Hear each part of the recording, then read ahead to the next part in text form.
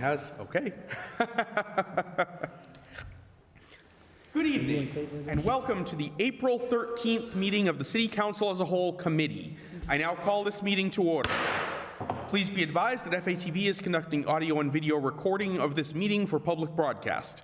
I ask that anyone else in the audience who is recording this meeting to please identify themselves for the record now by standing and stating their name and address. Seeing none, at this time I would ask that all electronic devices be placed in silent mode. And Councillor Squalia, if you would mind, could you lead us to the flag? I pledge allegiance to the flag of the United States of America and to the republic for which it stands, one nation, under God, indivisible, with liberty and justice for all. Madam Clerk, would you please call the roll? Councillor Squalia. Present. Councillor Van Hazinga. Here. President Zarella. Here. Councillor Boschman. I'm right here. Councillor Fisher. Here.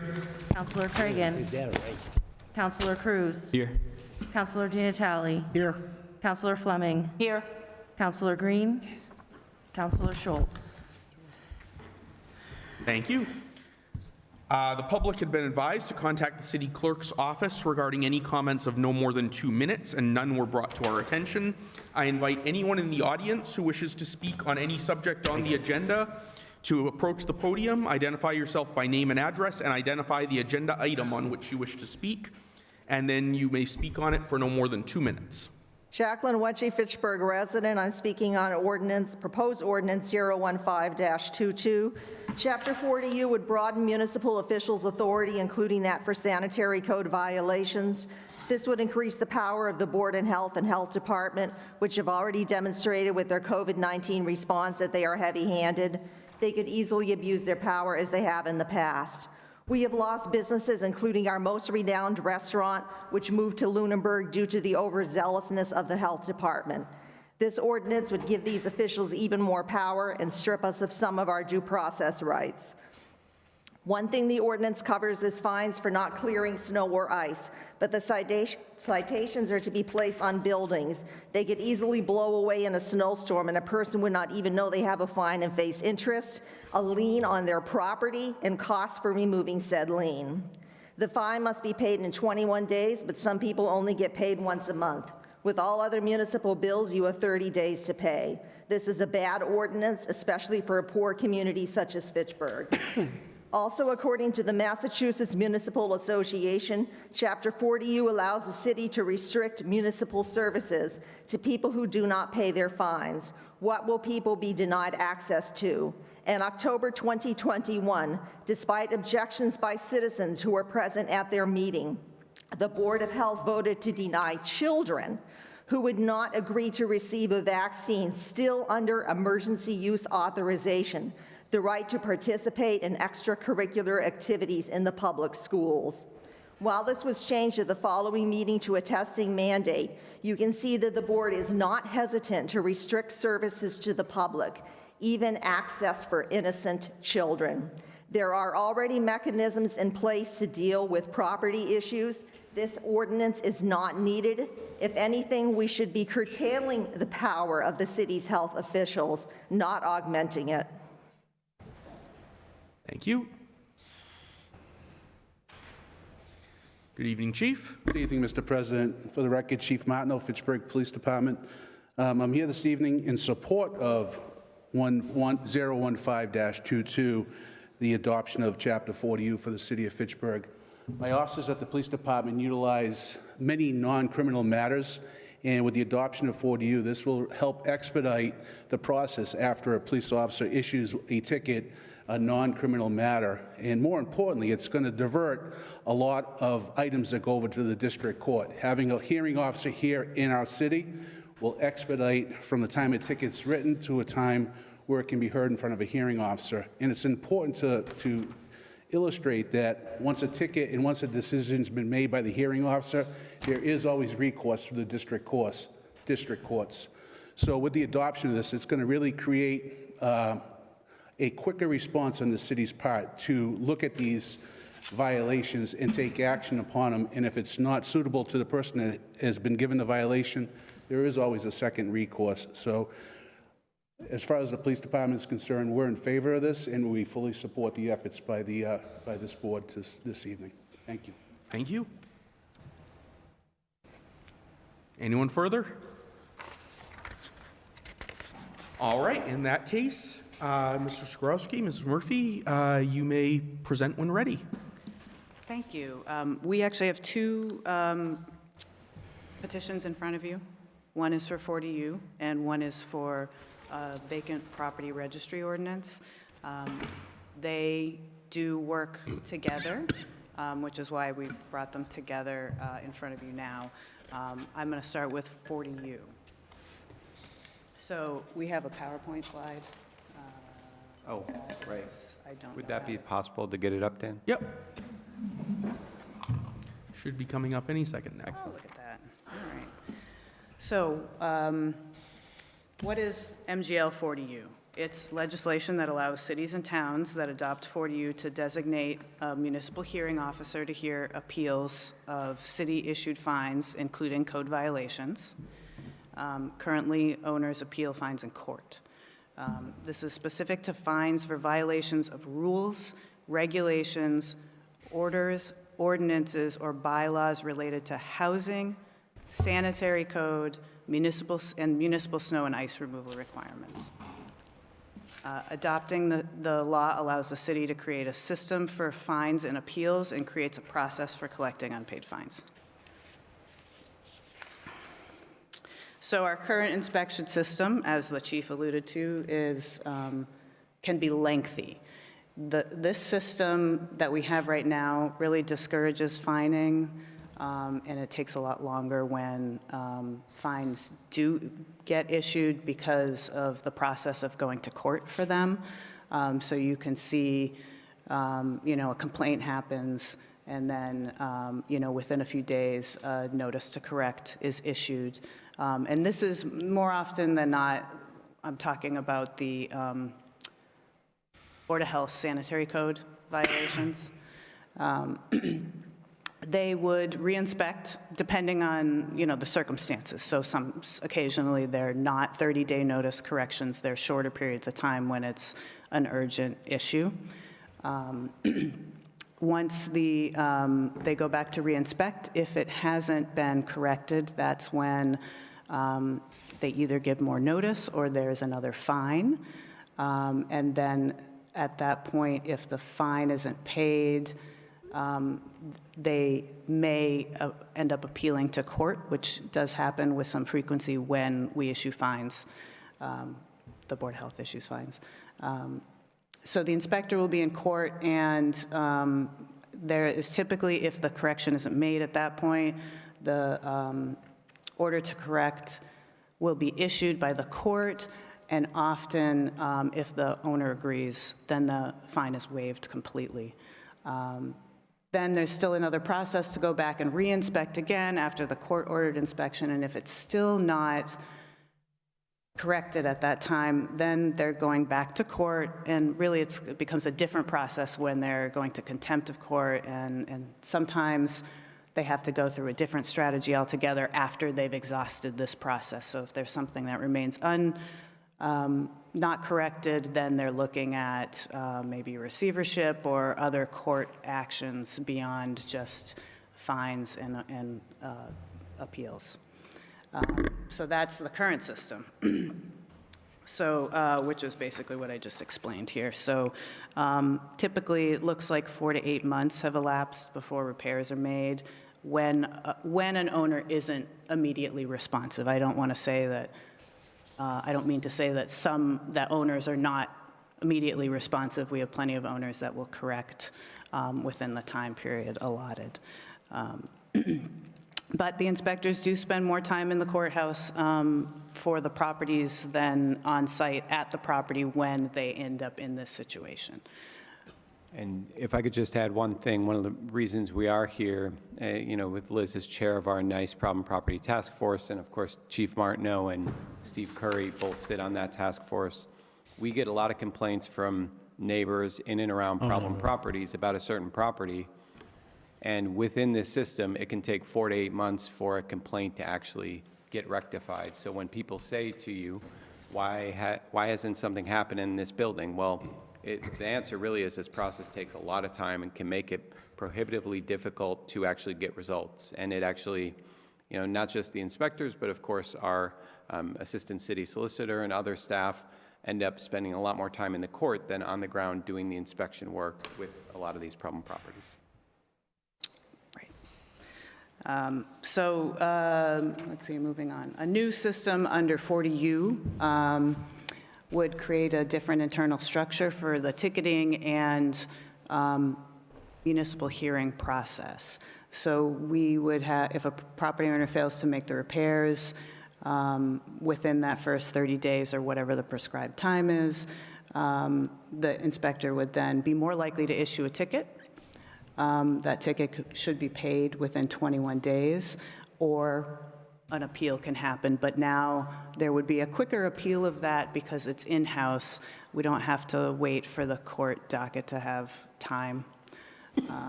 So we would be having hearings twice a month in evenings, so they would be convenient for both the property owners, mostly the property owners.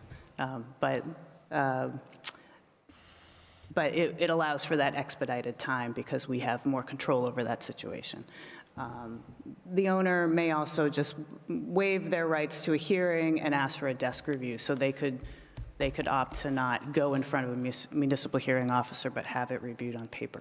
And again, these are no new enforcement actions that the city's taking. It's just an improved process by which appeals can be heard. And that actually works the other way too.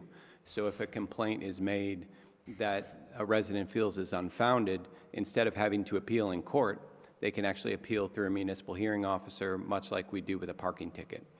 So it actually can work to the benefit of a property owner as well. Correct.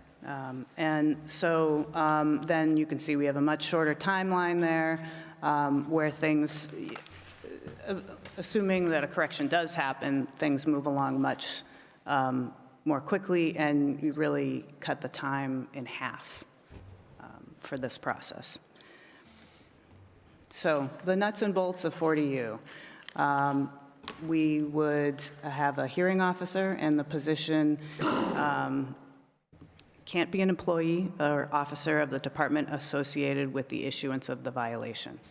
So it wouldn't be, the municipal hearing officer would be outside of those inspectional services departments. They need to receive annual training to conduct administrative hearings. They need to keep a docket of all the fines issued, hearings requested, and the disposition of each. And that position doesn't need to be a full-time position. It can be a contracted or stipend position or a part-time position. As far as administrative process, the inspectors issue a ticket for a violation. They have to, there's very prescribed, the language in the ordinance prescribes certain information to be on the ticket, and it has to be in triplicate. There is an existing ticket book for building and fire code under MGL Chapter 148A, which is a sort of a sister piece of legislation, but is specific to building and fire. Within 3 days, inspectors have to submit copies of tickets to their supervisor, and the supervisor keeps one and passes one on to the hearing officer within the next business day. Tickets are logged. The hearing officer will then send notice after 21 days of the required fine payment, as noted earlier. We've talked a little bit with IT, and OpenGov could potentially automate much of this system. We're not sure about the actual ticket issuance itself. So where does the money go? Fines, interest, and penalties collected from the tickets issued for snow and ice, sanitary code, and municipal housing ordinance violations can go to the general fund. Fines, interest, and penalties collected from tickets issued from the state building and fire code violations must be earmarked for fire and building enforcement, training, education, and a stipend for municipal hearing officers. So that's written into the language of MGL Chapter 148A. And what will it cost the city? An appointed hearing officer will be required by, you have to have a hearing officer, but this could be a stipended position. If this is approved, that position would then come back in front of Finance and Council in the future for approval. So you would see some sort of job description in the future if this was approved. There may be a cost to annual trainings for the hearing officers, but in the past, Fire Services has offered these trainings for free. There may be some cost of producing ticket books or acquiring an automated ticketing system, and some of these costs are really going to be dependent on volume. If we have a high volume of ticketing, then we might need additional administrative support or a consultant to help us with making OpenGov more robust for this purpose.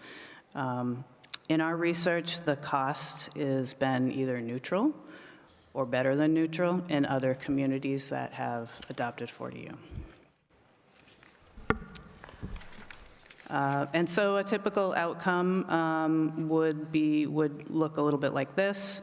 Violations order is issued, typical 30 days to correct. The result is the city would be more likely to issue tickets for uncorrected violations as opposed to, several rounds of giving them more time to correct. Understanding that these inspectors are people who will, act in good faith when someone is 3/4 of the way complete and it's an extensive correction. They're likely to understand that this person's working on it and just needs more time.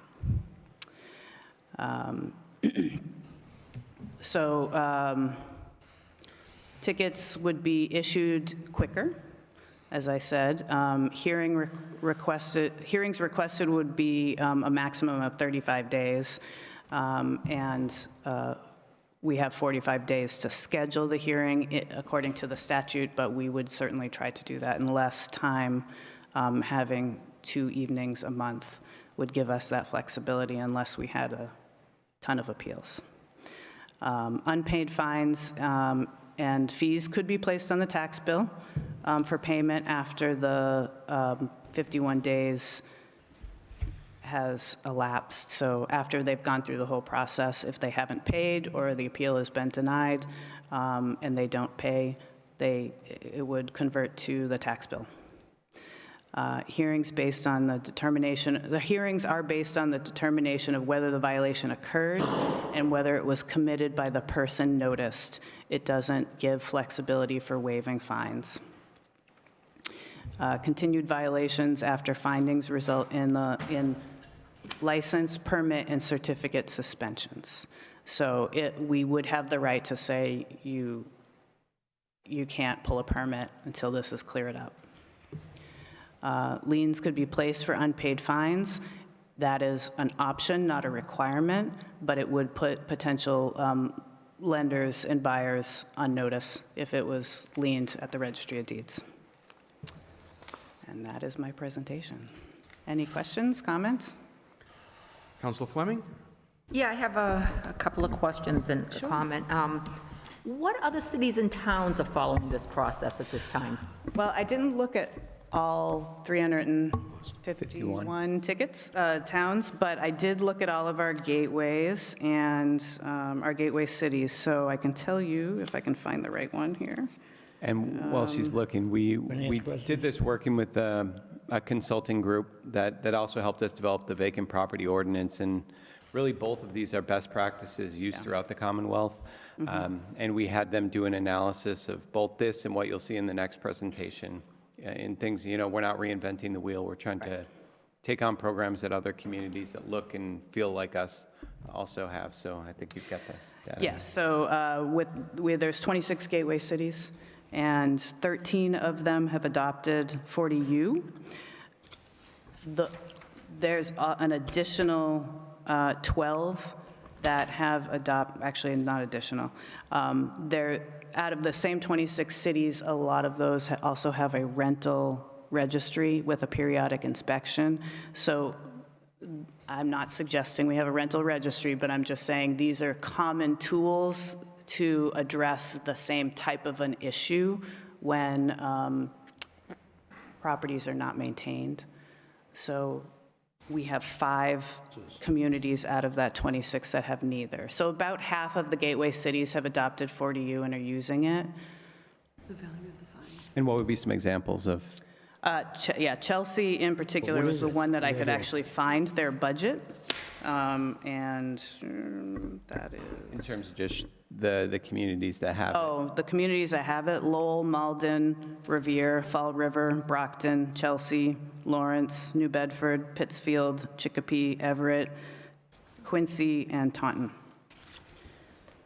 So most of the cities are like us. They're- That are yeah. like us, yeah. The communities that have neither are Holyoke, Springfield, Attleboro, Methuen, and Westfield. Okay, and how are those cities, how is that working for those cities?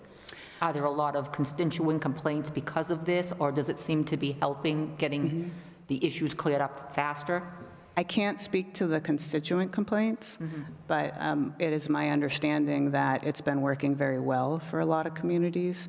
And for instance, Chelsea has, I was able to find their budget that went from 2015 to 2019, so it's not the most recent, but it's right here. They have anticipated revenue of $180,000 in fines, $10,000 in interest and penalties, and $250,000 in real estate liens. Which ultimately allows us to be a self-sustaining position. Correct.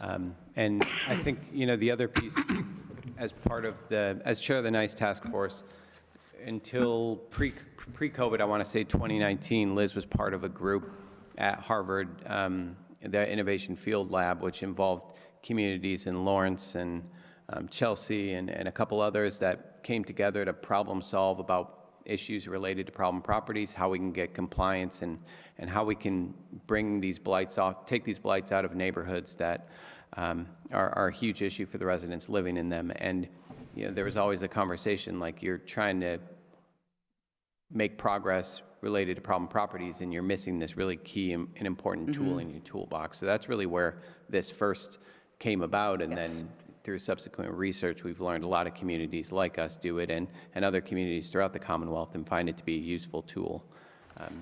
And this is a process that we were exploring and trying to undertake before the pandemic started. And then sort of the pandemic, sent everything sideways. So we're back at it. So what I'm getting is, you're not doing this to try to, crucify people for things you're trying to work with them to get the problem solved. And the only reason I'm saying this is because, I send several issues to the Board of Health, and we do have those problems that tend to not get cleared up quickly, and they tend to be repeat offenders, and they tend to be the same issue over and over, and they're usually with an absentee landlord. And then I have other issues, like I just had one this week that was quickly addressed by both the Board of Health and the property owners. So I don't think this is in favor of either side. I think it's try to find a fair way to get the issue solved as quickly as possible, to not make the process go any longer than it really needs to go. And it would not be a biased hearing. It would be somebody who's appointed that has nothing to gain from making that decision on either side. Very well said. And ultimately, due process is still there. You still have the right to go to court. This is just an additional, hopefully an easier step for both sides, as you suggested. Thank you. I'm all set. Thank you. Thank you. Vice President Van Hazinga. Thank you, Mr. President. So this proposal with adopting Chapter 40U, this does not create any new fines in our code, does it? No. One of the requirements of the legislation is that we list all of the fines that we currently have in the ordinance. So in the future, a resident could look in the ordinance and see exactly what is applicable to 40U and what's not. So the goal of this adoption is to streamline the enforcement of the current regulations we have. Yes.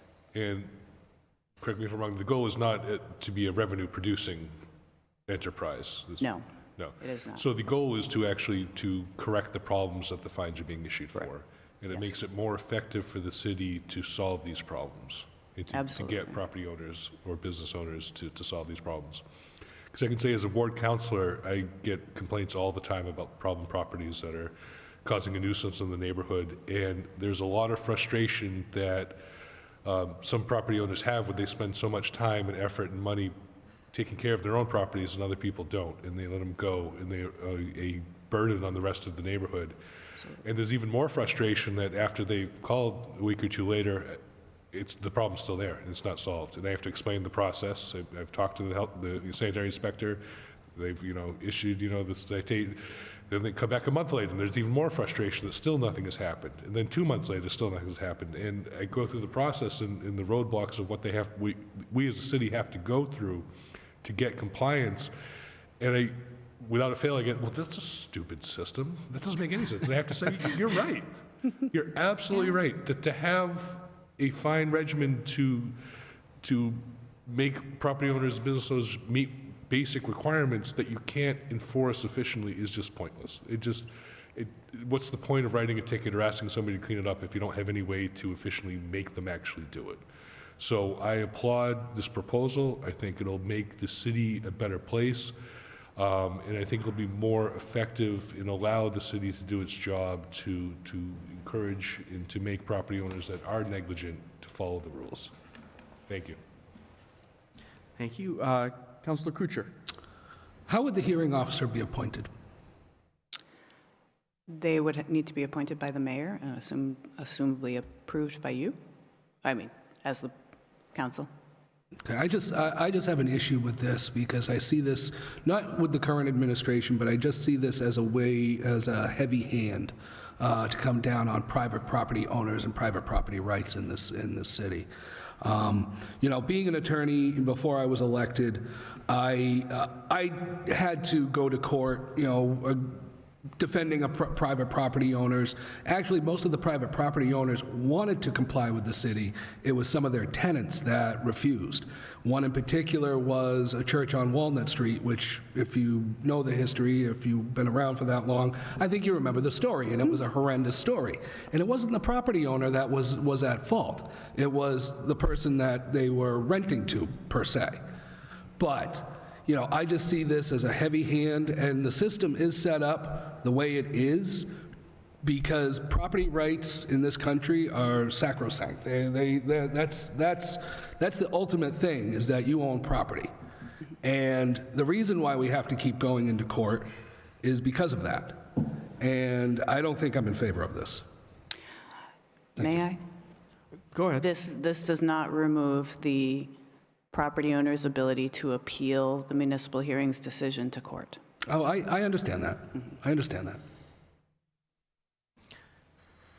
All set? All set. Thank you. Councilor Squalia? Thank you. The largest concern that I've gotten over my 3 terms of being a counselor is the nuisance concerns on properties, right? The derelict vacant properties concern, the trash piling up on the sidewalk concern, the general nuisance and potential vermin associated with piles of trash on property. And consistently during conversations with the health department and their inspectors, it's we're going to send an inspector, but if they don't comply, then we have to send an inspector again, and then we have to send a notice, and it takes 30 days, and then we have to send an inspector to court, and they have to travel to court, sit there for hours at court while it gets sent out to another court date, and it's a lot of time for this. And like Councillor Van Hazinga said, the residents don't understand this process so much. And this 40U, it seems to remove a lot of the red tape that currently exists with this process that we have. So I'm in favor of this. I do have a question on who the municipal hearing officer will be, who we plan, if it's going to be a part-time position, a full-time position, it's going to be someone that's already existing within the city, and we pay them a stipend of no less than $2,500 a year. I'm interested in that. Another point, you know, when this law was first instituted in 2010, it notes that in the city of Boston, up to a third of all fines were unpaid, right? Which amounts to for high dollars and lots of time by city officials. A lot of time spent in court to try to resolve these multitude of small issues that really affect the neighbors of problem properties. So I'm in favor of this. Thank you. Thank you. Councilor Gianatali. When I saw the litany of things that, who's administrating all of this? Is it the hearing officer? Who's gonna be collecting all the tickets, logging them in, tracking them? Because then you mentioned in the presentation, this may require administrative support, which, reading the tea leaves from me in my 18 years of experience, means it will require administrative support. Why would it require administrative support? Who's doing all this? So there's still some internal discussion that needs to happen about how that's going to come to you with a job as a job description. We could go in two different directions. There could be a stipend where the municipal hearing officer does it all. It actually, the legislation reads like the municipal hearing officer is going to do that administrative work with maintaining the docket and sending the letters and tracking it and the follow-up, and of course writing the decisions. It could be split if there was an existing administrative official, administrative assistant that had the capacity to do that, then the municipal hearing officer could limit what they're doing, and it could be a smaller stipend, or it could be that they do it all. And our hope is to automate much of that process so that OpenGov basically maintains the docket.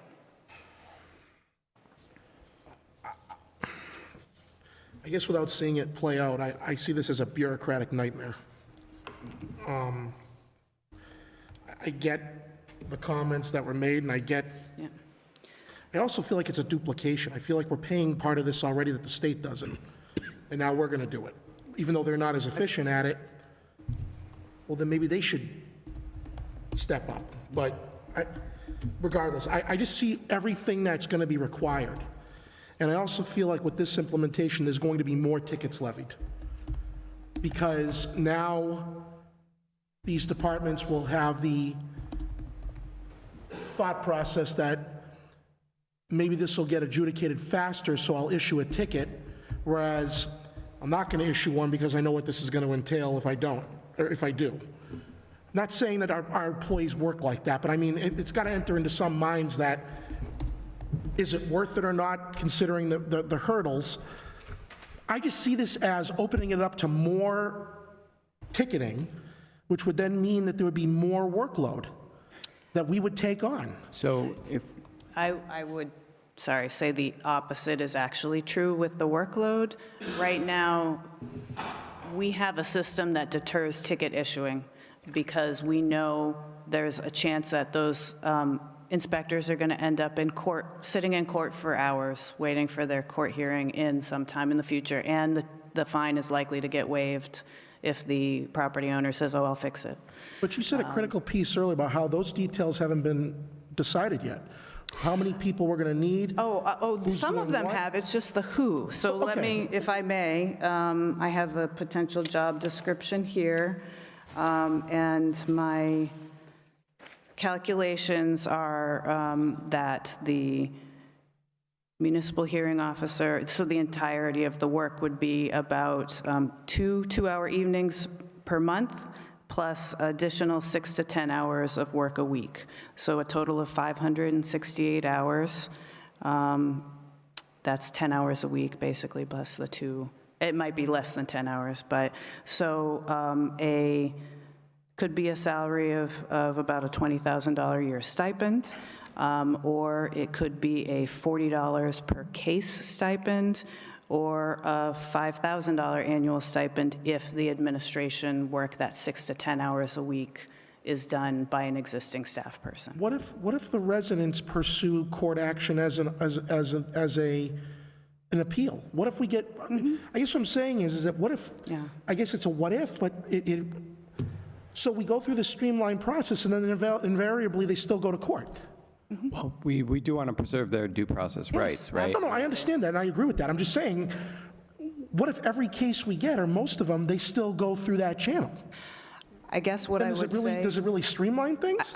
My understanding from the way it works is that the court may look at that differently if it's already gone through a municipal hearing officer and the case has been upheld and the fine has been upheld, and then it goes to a further. Then that landlord maybe is going there specifically to appeal the hardship.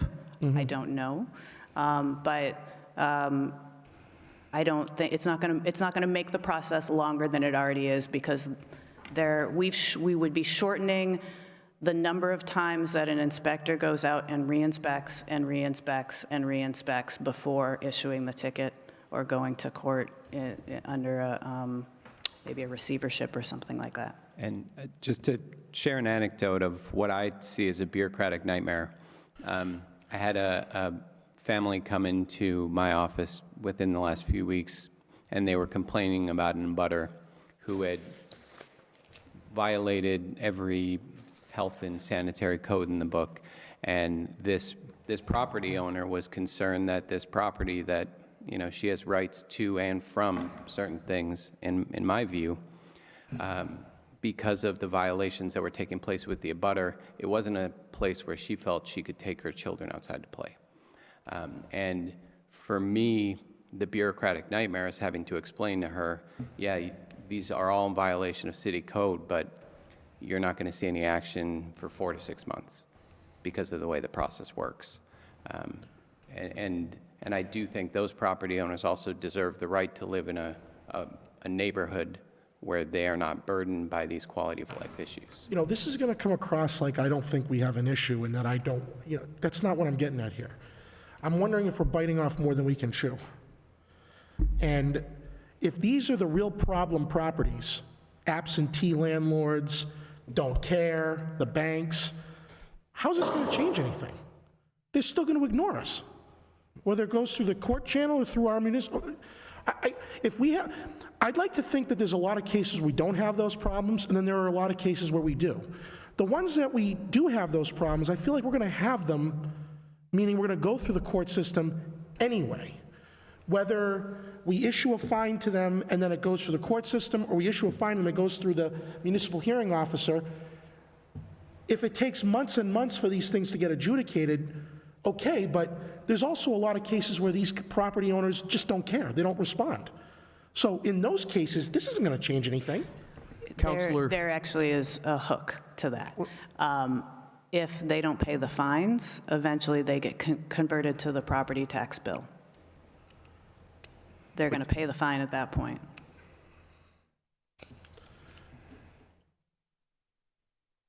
You said you had Chelsea's budget? Yes, this is an old budget. Well, how many people do they have doing this? I'm sorry, actually, I have the revenue, their budget. I didn't pull the other pieces because their budgets just had like one line item for salaries for Board of Health employees. It didn't break out itemized by the type of employee. I have to think a city the size of Chelsea, they're not just having a part-time person doing this. They're the same size as us. They're about 40,000 people. But there were more than that. Well, almost 50. Oh, it might have gone up because I know it's very dense and populations have been changing. Okay. But, I'm all in favor of streamlining and making things easier on us. There's a lot of stuff on that list that we would have to assume for responsibilities that sounds great in theory, but I haven't seen how it's going to play out in practice. So that's my only hesitation on this. Understood. But I guess if we don't do it, then we'll never know. But if we, I'm not there fully yet. And I Let me would just say say the that. next step, if this were approved, would be to bring an ordinance for that new position and review it with the council. It could be a stipend that is above and beyond within existing staffs in any of our departments. It could just be a part-time stipended position. It could be a stipend onto an existing employee, and others take on the admin responsibility. But I think that's something ultimately the council would hash out after the mayor submits a proposal. Well, I would certainly hope the mayor doesn't do that, where he puts more burden on existing. I mean, this has to be done by someone outside of the system. Everybody's got enough to do already. I can't imagine someone who works for the city full-time is going to be able to do this too. I mean, so, anyway, okay, thank you. All right, Councilor Cruz. Thank you, Mr. President. I'm in favor of this for many of the same reasons my fellow councilors are in favor of this, so I won't repeat them. Councilor Fleming, Van Hasingen, Squalia. It's my understanding also that the goal is for this to be a very much self-sustaining position, where the fees pay for the position. So I'm also in favor for that reason. And also, just to add to why I'm in favor of this, so often when we make these choices, we kind of say, what if, well, what if this happens, and what if that happens? And first off, I never agree with the hypothetical for reason for not to doing something, but also because something did happen. Something happened this past year. That we had snow and ice that was not removed by a residential homeowner. We had a young mother walking home from work.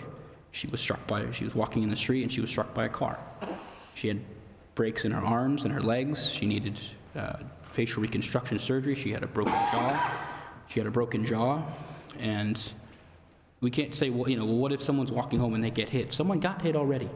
And we have the opportunity now to do everything we can to make sure that doesn't happen, that our residents are safe when they're walking home from work, or when they're walking at any time during a snowstorm, or beyond just the blight of property, which is an issue in the city. It's a safety concern for me as well. And I'm going to vote for this, in favor of this, because I want to make sure that we are doing everything in our power to keep our residents safe. I yield the floor. Thank you. Thank you. Councilor Boschman. I don't know where I stand yet. I think I'm looking at this and I hear you talk. I think it's just another way of making more money for the coffin, for the city. And then I think I believe it'll become politics at its best. And say what you want to say, but I think it'll be politics at its best. When I took the city council's job, Mayor Wong at that time wanted us to do exactly what you wanted. Go around to different properties and write them up. And I said I wasn't going to do that. It's not my job. I'll complain about the overgrowth. I'll complain about the trash. But I do not know what people can afford. I do not know. And the city doesn't know what people can afford. As for Councilor Cruz, I'm all in favor of sidewalks, but if the city's going to plow one area of town and they're not going to plow another area of town, then I'm not in favor of it. It's all for one, or do it all, or don't do it at all. That's how I look at it. Don't tell me you're going to do it downtown, but you're not going to do it up where I got an 80-year-old man. I'm sorry. No, it's not going to happen. When I started and I used to go to the nice committee meetings, I complained about Chapter 2 you got here, the vacant properties. And I asked, and I asked, and I asked, and I asked. Go after the banks. Go after the lenders. Counselor, on that topic, the vacant properties, can we just wait on that? Because that's going to come up in the second item on the agenda. Anything for the chair. Thank you very much. So, on some of these, I don't really understand. You get on the back page here, you got $50, $100, condominium conversions, $300, dogs, $50, $100, $200. I know it's the first offense, second offense, third offense. Recycling, solid waste, I don't understand that one. Those are existing fines in our city ordinances that need to be listed so that people understand that they are connected to what 40U can cover. Okay. And the other thing I want to say, Oh, gee, sorry about that. Sorry. I thought I Please shut put it your electronic devices in off. silent I mode. shut it off, but I must have, no, it's off. The thing I want to say is, some of you are not tenants, and a lot of you are not. And I know some tenants that, landlords rather, that they get the tenant that's from hell, and they're calling the Board of Health all the time against this tenant. And the guy that looks bad is the guy that owns the property. And when the guy that owns the property asks from help from the Board of Health and say, well, we got to go to court, will you come? And they say, no, you can't, we won't testify for you, knowing the simple fact that he has no violations. Then what are we doing here? You know, you can say all you want on this piece of paper. I want a better city. I'm not arguing that. I like some of the rules. But I want some of the rules more clear to me. And I really like to hold this before I take a vote on this, because I really want to do my homework and talk to these different communities and see how they like it and what their big complaints are. Because I heard you talk about one town, they made over $100,000. Well, that's a lot of money in fines, you know, and that. And I understand, because I talked to Steve Curry about the trash and how we went, you got to give a 30-day notice, and then they get mad, we get another 30-day notice. Then they get up more, 60 days, then 90 days, then 100 days. And I said, well, why don't we do this? We know springtime comes around. We know that Paul Boschman's not cutting his grass. Why don't we send him a notice right away, say, make sure you cut your grass. This is your first notice. Instead of waiting till September, when the frost hits, and it's all dead. And we don't have to worry about it after that, because 4 months after, in the neighborhood that's $300,000 homes, it doesn't look good. But I don't know where I stand on this council, and I'll tell you honestly, I'd like to see us hold this so we can get more facts and better explanation, because I really don't understand this whole thing that good, to be quite frank with you. So, Counselor, it is, of course, within the power of the committee to hold this if they feel that it should be, but I will note that this was referred to council as a whole at the very beginning of February, so there has been a fair amount of time for it to be considered and reviewed. I understand that, Mr. Chair, but like I told you numerous times, I refuse to go to the mayor to ask permission to go and talk to Tom or anybody else. That is your right to refuse, and we will see what the rest of the council thinks we should do about the petition. Are you all set on questions? I'm going to be it for now. I'll hear more people talk, and I'll probably weigh in on it. All right, Councilor Fleming for the second time. Well, I appreciate listening to all the councilors because it, gives me some other things to think about. But just have a comment and then a question. Well, let me ask the question first. When you go through the process that you want to go through to speed up the process, and let's say that the people are fined, a lien is put on their house if they don't comply within a certain amount of time, correct? And what if they decide they don't like your decision and go to court? Is the lien still on their property until the court hearing is over? Because that could be months. The lien wouldn't happen that quickly.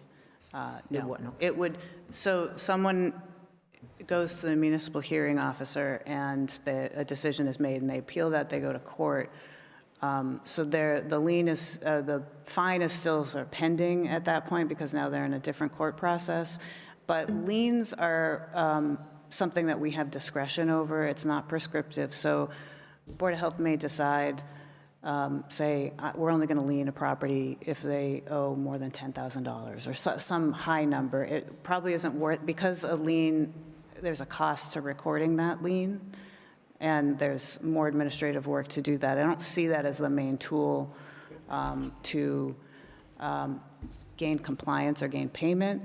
It's more to put the potential buyers on notice in circumstances where that could be coming up, so maybe a blighted property where they're not correcting anything and it might be going to a sale. But that lien on the property at the registry is different than the unpaid taxes going to the tax bill. And that would happen, I believe, like at a certain time of the year, everything gets pushed over to the tax bill. Okay. I'd also like to maybe see the other cities, what they are, if they're stipend positions or if they're full-time. That would be helpful. But what I do like about this is, in a lot of towns, and maybe not so many cities like ourselves, there are certain things that people have to do to maintain their property. And they're not having ward cleanups every year because they're required to keep their properties clean. And I think that would be helpful, having this, because, you know, we organize these ward cleanups. It's people's time, it's money, and I think if people took more pride in their property and kept it clean, we would not have to be organizing these, you know, every weekend for each ward to be cleaned up. So that's what I do like about this. So, thank you. Thank you. Councilor Krucher for the second time. Oh, I'm sorry. I was just checking the news to see if, you know, hell had frozen over, because I agree with Councilor Boschman. You know, I do think that, you know, this is going to be an issue, like when you have an 80-year-old resident, property owner that can't, you know, shovel their driveways, and, you know, we're just going to put a lien on their house. Also, the Commonwealth pays to do this job already through the court system.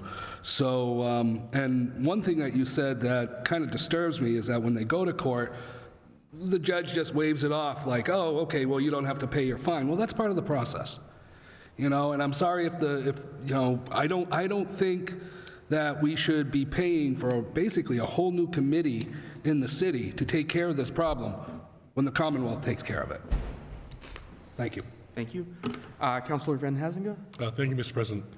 So do the inspectors or the people who would be issuing these fines still have discretion of whether or not a fine would be issued, depending on circumstances? Yes, this does not obligate them to fine. So there are still the example of the 80-year-old who can't physically shovel her walkway in a prescribed amount of time. There is still discretion of the enforcement agency to consider that whether or not a fine should be issued, or if there's other avenues that can be done to assist that person. Absolutely. Okay. Yes. So, I mean, as a city councilor and as a resident of the city, my priority is that the building department is able to enforce the building code, that the health department's able to enforce the sanitary code, that the police officers are able to do their job, that the fire inspectors are able to do their job. And right now, we're asking them to not only do it with one hand tied behind their back, we're also stealing their shoe and we're putting an eye patch over one eye. That it's really not possible for them to effectively enforce the rules that we already have on the books. And that is a real problem, because we have a lot of deficient properties that are dragging everybody else down. That there are a lot of property owners in the city that take care of their properties, that invest in their properties, that take pride in their properties. And there's a lot that don't. And that's a real problem, because it drags whole neighborhoods down, it drags whole streets down, and it causes a problem for everybody else. And I am sympathetic to the multifamily owner that rents out, because you know what, you are kind of hamstrung there, that you have to abide by certain regulations and in getting your tenants to follow the rules, and that can be a hard thing when you pay the penalty for someone else's actions. But what it also does is make sure that property owners pay attention to their properties. That it's often that the most problem properties we have absentee landlords that don't live locally, that don't pay attention to what their tenants are doing, that aren't around to supervise things, that don't check up to make sure the backyard isn't getting filled with trash and mattresses, that the people are actually, you know, putting out their barrels, not just throwing their trash on the street, that their front stairs are actually in good shape and not going to collapse when somebody's trying to enter a property. And this makes the expectation that, you know what, you have to pay attention to your properties, you have to supervise them, you have to keep up with building codes, you have to keep up with sanitary codes, and you have to do a good job of making sure your residents know what the expectations are and what rules they have to follow. And if they can't do that, then you have to move on and get new tenants. I mean, that's part of the process of being a landlord. And I think that any way that we have as a city to keep them accountable and to make sure that people are taking care of their properties and really being invested not just in their properties but the entire city is of great benefit to the city. And I think this is a change we absolutely should make, and I think it's foolish not to, because This is something this is a mature program. This has been around since 2010, you Yes. said? So this is not something that somebody just dreamed up and never saw in practice. This has been around for 12 years now. This has been adopted by, you said, about half the gateway cities, and all but 5 have, there's another sort of equivalent. Right, if they don't have this, they have a rental property registry that has an inspection component. So we've had plenty of time to see this work in action, and if other communities are still adopting this and it's still on the books, it's working. And it's something that we should investigate, because the system we have right now is broken. It's not working. And if something is not working, you don't just throw up your hands and go, oh, well, there might be problems with the solution. No, you try the solution. If that solution doesn't work, you go to a different solution. But we need to be innovative. We need to make changes in order to fix the problem. We can't just ignore the problem and throw our hands up and say, well, that's the way it's supposed to work. That doesn't solve anything. And our job is to solve stuff. Thank you. Thank you. Councilor Squalia, second time. Thank you. I've heard a few concerns and questions regarding the actual fine structure and how that would work with regards to liens. But you had mentioned that the fine, if unpaid, gets added to the tax bill as a first step, correct? Can you just describe how that works? Well, I would say it's the last step, right? So fines would go unpaid for a period of time before they get added to the tax bill. So fines go unpaid, and then they get added to the tax bill. Do they get added to the tax bill as a something that they have to pay with the property tax, or is that Yes. that the lien? It would be the exact same process as when a unpaid water sewer bill gets added to the tax. So that's something that happens now with water sewer, and this would be the same process. So it gets added to the tax bill. If it still does not get paid, then it would become a lien on the property. It could, yes. The lien piece is discretionary, but then, the tax bill doesn't go away until it gets paid, so, yeah. Thank you. Well, I've been holding off because I wanted to hear what everyone else had to say and let everyone else have their say. But I will say this is something I've wanted to see happen for years now. And Tom and Liz can tell you that I've been very enthusiastic about this process, because I first became aware of the problem when I was only on the zoning board. I wasn't even a counselor yet.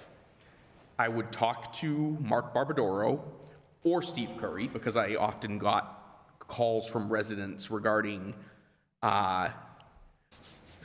things that were technically not zoning.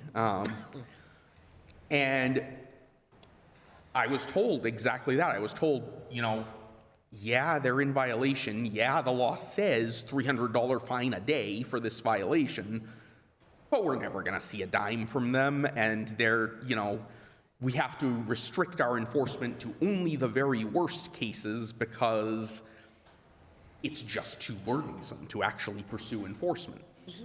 Now, I am a small government guy by instinct. But you have to have a small and strong government. The areas in which government acts can be constrained, but within those areas, you got to have teeth. And right now, we are toothless when it comes to code enforcement. The property owners who are in violation largely see, especially when they are larger owners who tend to be, maybe absentee landlords or something, which is not to say we don't have a good number of good, large landlords and property owners in the city. But when we see a problem, it tends to be someone who is removed from the situation, who has many properties scattered around, or they're a big company or a bank. They don't see any reason not to ignore the notices, because they know that all that's going to happen is, while they ignore the notices, we go back to them with another notice saying you still haven't complied, we're giving you another however many days, 30 days, 60 days, whatever. They ignore that. We come back to them, maybe give them more time. We eventually take them to court.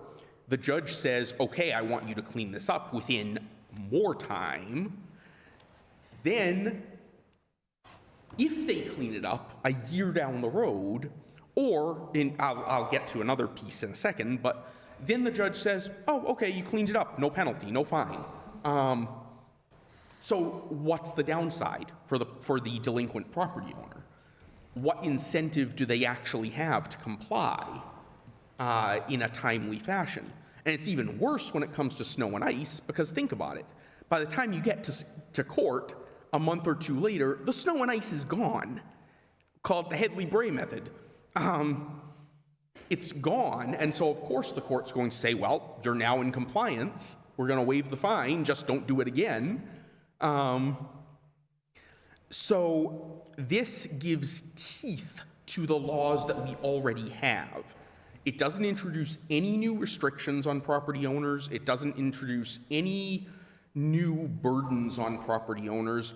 It does mean there will be more tickets issued, and that's a good thing, because right now there are many ridiculously bad properties that I'm sure the NICE committee could speak to that just sit there and get worse and worse and worse because there's no point in the city issuing them these tickets, these violations.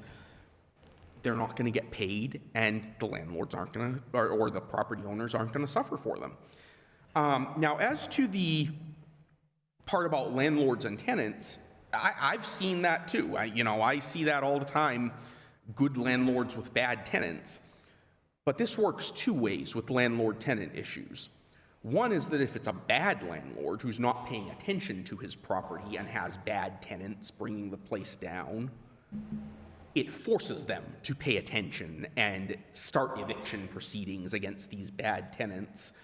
And believe me, I have talked to people in a bunch of neighborhoods. Actually, Councilor Squalia, you probably recall the Chestnut Street issues, where they'll say, there's these tenants who are, throwing trash off the balcony and, nuisance complaints, music late at night, whatever, and nothing happens. And I remember back then I talked to Director Curry, and it wasn't for lack of caring on his part. It was just, look, we don't have the resources to pursue this. This would force those absentee landlords, along with the next piece, which we'll get to, this will force those absentee landlords to be accountable, because you can ignore a fine notice, and then we would have to take you to court to enforce it. But once it gets on your tax bill, you have to take us to court to challenge that, because if you just ignore it, eventually your property is going to wind up in tax title. And I don't think that's the desired end goal of any of this. This is not a means by which the city intends to acquire property, but the point is it's something that the property owners cannot ignore. That's really, to me, an even bigger component than the hearing officer, is the conversion to a tax bill. And then with the good landlords who have bad tenants, I would think, now I don't do actual evictions litigation for landlords in court, but I would have to imagine that if you're a landlord and you go to court for a for-cause eviction and say, and look, I have these, 6 violations from the Board of Health, and here's the notices I gave the tenant telling them to clean it up, and now I'm getting fined several $1,000s for their issue. You'd think that would go to cause in the eyes of the judge, or if it doesn't, it should. But again, I can't control the court system. This is a way for the city to actually start cleaning up these properties that everyone complains about and no one can do anything about. This isn't a tool for the city to go after, the 80-year-old who hasn't shoveled his driveway, or the 90-year-old lady who doesn't have anyone to cut her lawn for her. This is a tool for the person who lets their yard turn into a jungle because they just can't be bothered, or who has, you know, a rat-infested apartment because they just can't be bothered. This is a way to get the absentee landlords, the slumlords, basically all the people who are bringing this city down rather than up.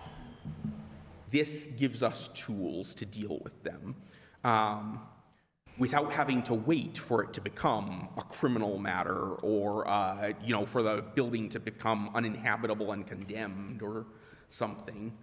So I'm very much in favor of this. And yes, it is, to an extent, duplicating something the Commonwealth should be doing. The Commonwealth has a process for it, but it's not happening. For whatever reason, the way the jurisprudence around municipal fines has evolved, it's almost impossible to enforce them unless you literally have racked up tens of thousands of dollars. It's almost certainly not going to work, and it's going to cost the city money. I don't actually know how much Solicitor Pusteri makes per hour, but it's more than me, and you know, I imagine it's a fee that we would like to, no offense, but that we'd like to minimize as much as we can when it comes to litigating these issues. I do believe very strongly in property owners' rights, but we do have laws. You can't just do whatever you want with your property. You can't, you know, start keeping hogs in your backyard in residential A district next to, you know, your neighbor's swing set. You can't do that. You have an obligation to your neighbors as well. If you can't afford to make basic repairs on your property, then you can't afford your property. I'm sorry to say. It's horrible when that happens to anyone, but that's what it is. Not being able to afford basic maintenance on your home is, in my mind, no different in kind than not being able to afford to heat such a large home, or not being able to afford the property taxes, or, you know, if you can't afford it, you can't afford it. I hope that happens to as few people as possible, but your neighbors should not have to pay the price of you staying in a home that you can't afford. This is, again, I'm going to emphasize this one more time and then I'm done. This is not a tool for the city to go after minuscule violations, to send, I mean, we don't even have the personnel to send someone driving around the city saying, oh, your lawn's 2 inches too long, your bushes need to be trimmed, you know, that's not what this is for. This is for the large, intractable problems that right now all we can do is shake our fist at. To make this city, or to continue making this city into the jewel that we all know it can be, we have to get rid of the blight. And this is the only practical way to do it. That said, I see Councilor Giannatalli for the second time. It is my opinion that some of us are making this out to be like a cure-all. They say that they don't believe that, but, I mean, the fact that I don't have any information on the 351 cities and towns who's doing this and who isn't. The way I hear people talk about this, this shouldn't even be an option. We should be required to do this then. This is going to, I'm going to be hyperbolic for effect, but cure all of our problems in this city of blight and destitution. We are assuming all the responsibilities now. The administrative responsibilities, the bureaucratic responsibilities. I have no idea if this is working out as intended in those other communities. I have no information on how it's working out. I do know one thing, though, in my 18 years of government experience, is that when you create something, you never get rid of it once it's created.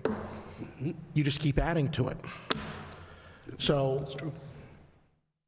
actually, the president kind of proved my point about this isn't about going after those problem properties that are minor in nature or small fish. This is for the big fish.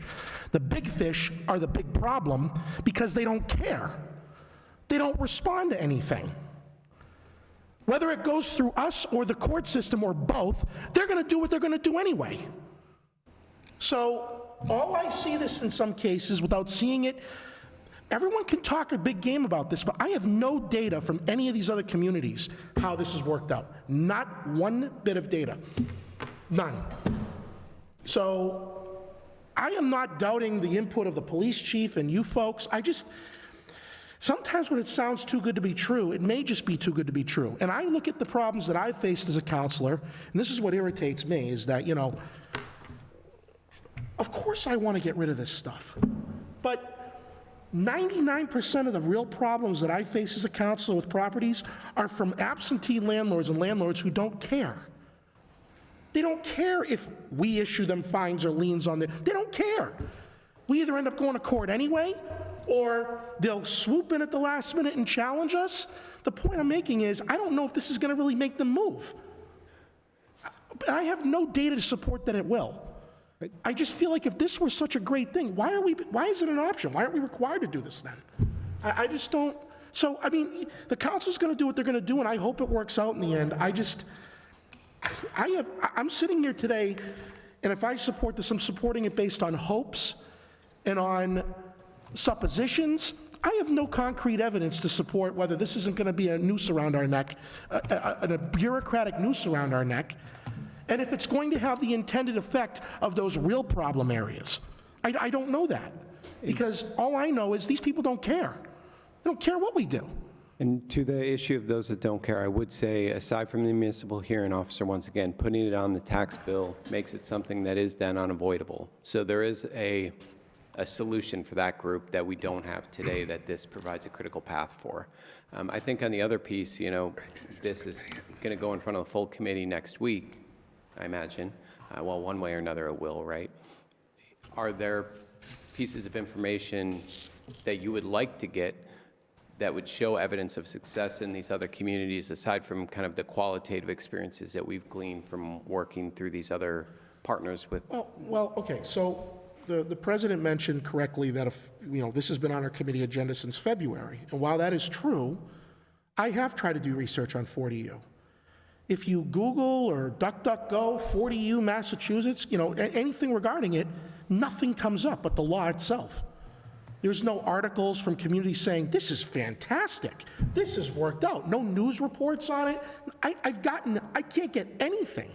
And Ms. Murphy said earlier, the only municipality she could find a budget for was Chelsea. That's just their budget. We don't even know how it's working out. So I really can't gather any information on the internet on this. So what I would say, I guess, two things. We didn't just get a budget from Chelsea, but we got their qualitative experiences as being part of the process with Harvard University's Innovation Field Lab, where we were the only community amongst the 6 that didn't have it, and they all turned to us and said, what are you doing? Why don't you have this tool? So that's not a quantitative data. And I would be interested in gleaning some of their experiences, sharing it with you at the next council meeting, because I do think we heard qualitatively from subject matter experts that it makes a difference. I think that's one critical piece. I think, I guess the other topic, I'll leave it at that for now, but if there's anything you would like to see at next Tuesday's meeting that would give you some more clarity to make that final decision, we'd be happy to do some research and provide it for you. I think I'm at the point right now where any additional information, you've given me enough. The PowerPoint was very specific as to what this is going to entail. I just have significant concerns about whether this is going to make an impact, given the experiences that I've had, and if this is going to create a bureaucratic arm of the city that we can't sustain, because the fact that there will be more fines and tickets issued as a result, most likely, that's more paperwork, more effort. I understand about open.gov. I got that. I've seen things like this happen in the past where they've gone out of control. So if it works out, great. I have some concerns about it. Councilor Kuchar raised some concerns about it, and he's being hyperbole. I'm not speaking from hyperbole about the 80-year-old woman or man. That's not who I'm thinking about. I'm thinking about those properties that cause headaches for us, and you can go the whole 9 yards with this individual or this business, and they're gonna go right till the end. They don't care. And so I just, if it works, great. We only know about the gateway cities. What about the other 330-plus cities and towns? Are they doing anything like this? I know that there are some in this room who love to compare us to Utopia next door. Do they do this?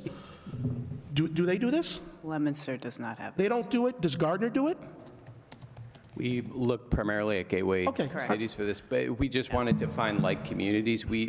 So what I am hearing, we could look at the other cities and towns and see who's provided it. We certainly will look in advance of the meeting at how this is structured within other communities. And the one other thing I was going to add, just finish my thought now. I think it's actually good news that we haven't heard about 40U in the news when you Google it, because the reason we opt into it is because of the private property right concerns, right? And they're very valid, and I think that's why the state allows us to opt in. I think were it taken to the hyperbolic extreme, we would be seeing stories in the news about this being abused. And I think the very fact that it's not being abused in that regard, or at least is not shown as such in the news, I think is enlightening and hopefully speaks well to the program. Great point. And I not once did it cross my mind we were going to abuse this. That's not my concern at all. I've made my concerns clear on two fronts, and that's not one of them. Right. To say that, for me anyway, would implicate our employees, and I'm not doing that, nor would I ever do that. Now, I'm not saying you're saying that. You're right. If it's not in the news, it could be good. You could look at it both ways, I guess. But there are some legitimate concerns that have been aired tonight about a program we have not implemented yet, and I understand the argument that we won't know unless we try, and that shouldn't be a reason why we don't do it. Well, I disagree to a point.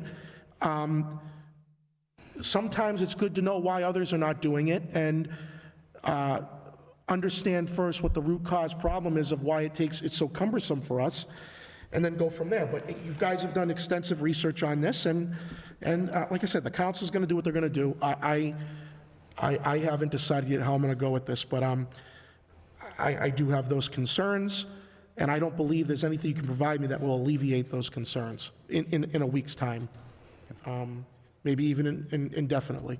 So, thank you. Thank you. I see Councilor Brochman. I'm going to ask you to wait just a second. I just wanted to address the issue of, why will this actually change anything? Why won't we just wind up in court with the big, with the banks and the big companies anyway? There are two aspects that improve that. One procedural and one, I suppose, jurisprudential, you could say, that are different from how we currently do things. First of all, the onus would be on those bad actors to take the case to court, to take us to court, rather than us having to take them to court, which already eases the burden on city personnel considerably, because we know that we only have to worry about the property owners who are actually willing to fight it, rather than just ignore it, say, go ahead, take me to court, just to see if we will. Because as I described, as they described as well, when we do take them to court under the current system, those big sophisticated property owners in particular, they know that there's virtually no risk because they're just going to get the fee waived. And it's not because, and with due respect to Councillor Kuchar's point about due process, I don't think that they experience no risk because they convince the court through exercise of their due process rights that the fine was not validly issued. Rather, they get the court to waive the fine, which has nothing to do with whether we validly applied it or not.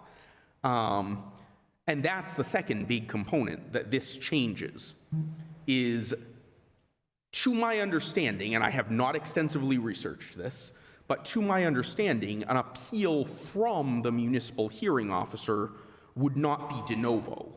It would be under an abuse of discretion standard, or a arbitrary and capricious standard, which would mean that in order to disturb the ruling of the hearing officer, including the fine, the court would need to find that the ruling of the hearing officer was actually improper.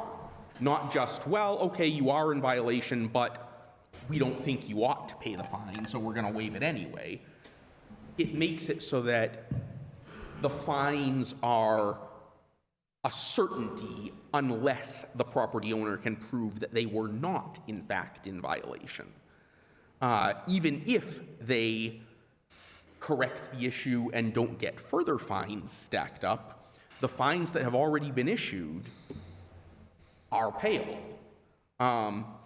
which incentivizes the property owners to solve the issue before the fines are issued in the first place, rather than a wait and see if the city has the spine to fight me on this. You know what I mean?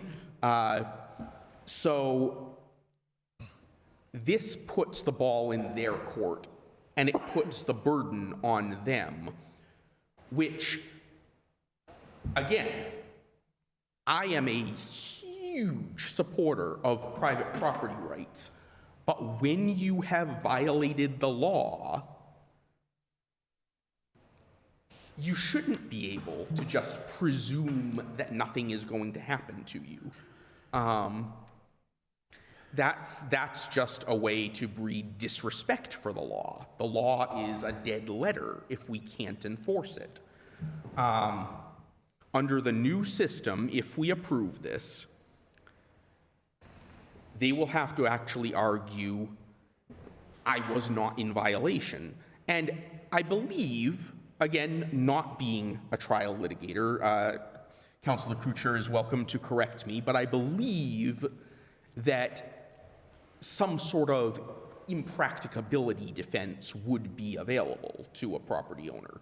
If they said, you know, look, I'm 80 years old, I don't have any relatives nearby, I couldn't shovel my driveway, I physically can't, I imagine the courts would be sympathetic to that. Or if someone said, the city only gave me 30 days to correct this, this problem, and it's something that I needed to hire a contractor for who was booked 60 days out. You know, again, okay, but again, I would assume that the city would also take cognizance of that and not let it get to that point.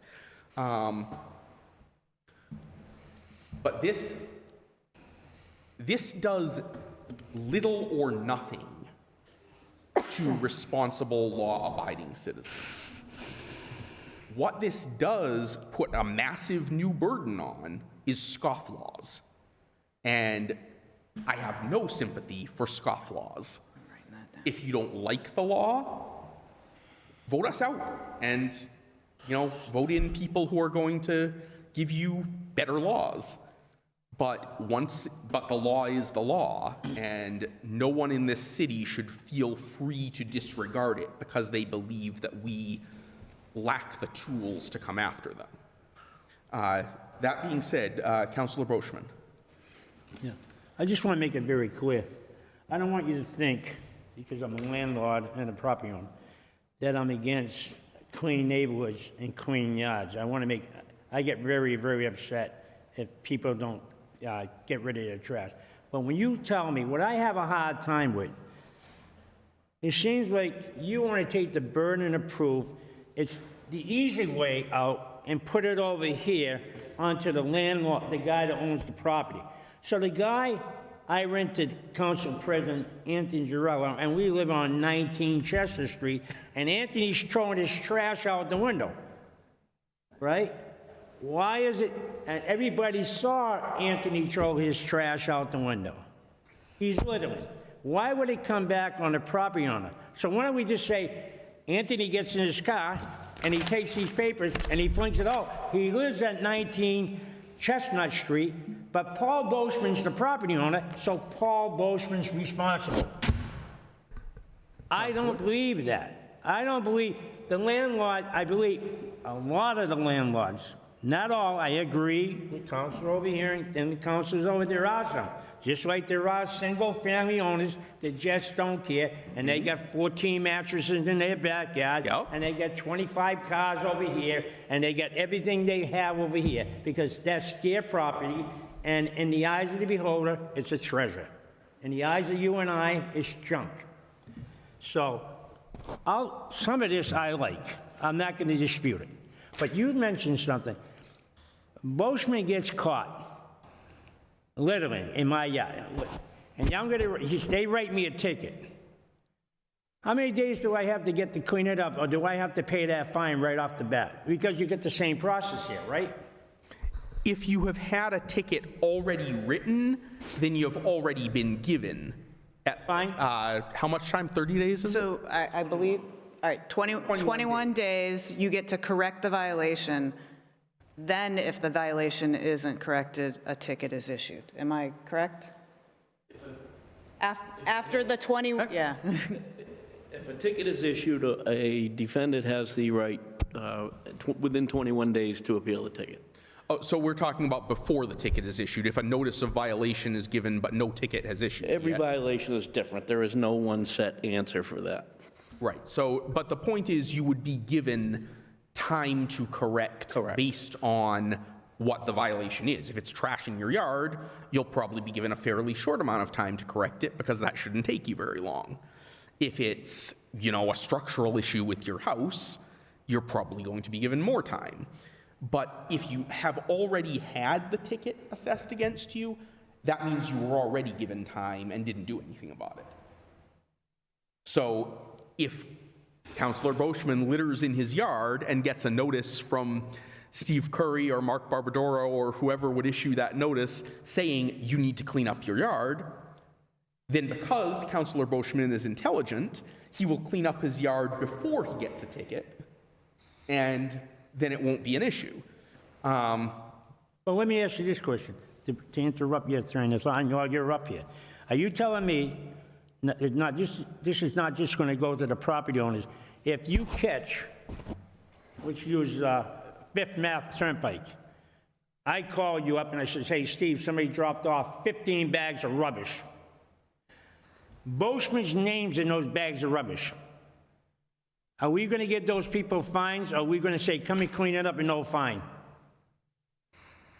So if I can present a case, or an inspector can present a case, or a police officer to a authority, such as a court or a hearing officer, that Mr. Boschman's personal information was found in the bags, and that we can prove that you illegally dumped or placed that material, then yes. So I would have to pay a fine and still clean up, right? Well, no, the law for illegal dumping is a little different. The law for illegal dumping has to give you a reasonable time. If I find that you're illegal dumping, I have to give you a certain amount of time to go pick up that material first before I can issue you a fine. Oh, Jesus, I don't like that. And that's not our law. That's state, right? That's Massachusetts state law. It's a special act of 2006 of the city of Fitchburg. There's every illegal dumping regulation gives the civil offender a chance to clean it up before a fine can be issued. So that's not our policy decision. But my question, Mr. Chair, can we change that policy? No, like I said, that's state. That is state. What's that? That's state, Counselor. We don't have the authority to change that. Well, I mean, we could, but a home rule petition is a fairly extensive process. Yes, it is on the table, a home rule petition, as far as I know. I have not checked the Massachusetts Constitution or anything to see what, or the Massachusetts statutes to see what the limitations of a home rule petition are, but I have no reason to believe that the state couldn't authorize that. Would it be helpful if I went over the code enforcement process really quickly? Go right ahead. There is 5 votes, so I don't want to change that. However, Right now, if an inspector would visit a property and find a trash violation, they would order the appropriate party at the property to clean the violation. They would, in that circumstance, depending how serious it is, would give up 3 to 7 days to take care of the issue. If the issue is not taken care of, now the inspector has the opportunity to issue a ticket, which the owner has 21 days to appeal. Incidentally, if it gets paid in that process, that whole case goes away, whether it's cleaned up or not, even if court is filed within the after the 21 days. That makes sense? Mm-hmm. So Councilor Di Natale's arguing about the long term. This isn't the cure-all. I'm not going to stand here and tell you that it's going to save all problems, but it's why wouldn't the city take a look at another tool in a toolbox? We're probably going to end up in court with that long-term offender anyway. I don't see the negativity there. But maybe court, a lot of court is about history as well. When we go in front of a judge in housing court, if we can show that we've issued 29 fines for trash out in front of that property, I think that's going to get the judge's attention more so than that one case that I have to go to one assistant city solicitor to file a case. We have one city solicitor and a whole bunch of code enforcement. So how can that one city solicitor handle all these cases? We can't go to court any longer. We need an attorney to represent the city because it's a corporation. I can't describe that. So now we can go to a hearing officer, and an inspector can, if we adopt this, an inspector can present the case back to that property issue. So that ticket can be issued within 3 to 7 days. Say it's 7 days, we take the court route. Well, 2 to 3 weeks, we'll get a court hearing while that trash sits there. Hopefully in a hearing officer case, we can get that hearing a lot quicker. In court, when tickets are filed, if the defendant pays for the ticket, whether it's cleaned up or not, the case goes away. I don't think folks realize that. So it's not the cure-all, but it's another tool in the city's toolbox. Thank you. Did that clear up? Well, I got one question for Mr. Curry. Now, when you say I pay the fine and the ticket goes away, so I could have that's in front of me. If I can help with that statement, most of the time we will file a civil case along with a ticket, because if somebody pays the ticket, the whole case goes away. You can't rely code enforcement on just that. So you need a civil court case against the person too, if the offense is serious enough. Does that make sense? I think so. So we're filing 2 cases anyway. All right. To one assistant city solicitor. So and then I'll yield the floor so that people can talk. A big gripe about the people in Fitchburg, a lot of big gripes in the people in Fitchburg is trash barrels left on the sidewalks. Correct. Is this going to take care of that problem? The trash barrels on the sidewalk after trash pickup? Again, I'm not going to say this is the cure-all, save-all, but it's a quicker process to enforce those issues. I'm going to tell you right now, the housing court doesn't care about barrels stored at the curb. I can bring 30 cases tomorrow, and maybe they'll listen to them in a month from now, and it's already happened 6 times. It's just a quicker process to a solution. There is no process that is 100% solves the problems, but this opens up a lot of tools that it's not just a hearing before a hearing officer. If there's 30 tickets against this offender, then it potentially in a year from now could get recorded onto the taxes. It's just another tool to help code enforcement. And also, if I'm recalling correctly from the presentation, if there is an accumulation of tickets over time against one property owner, they could be denied the ability to pull additional permits and get additional licenses and certifications until they've fixed the problem.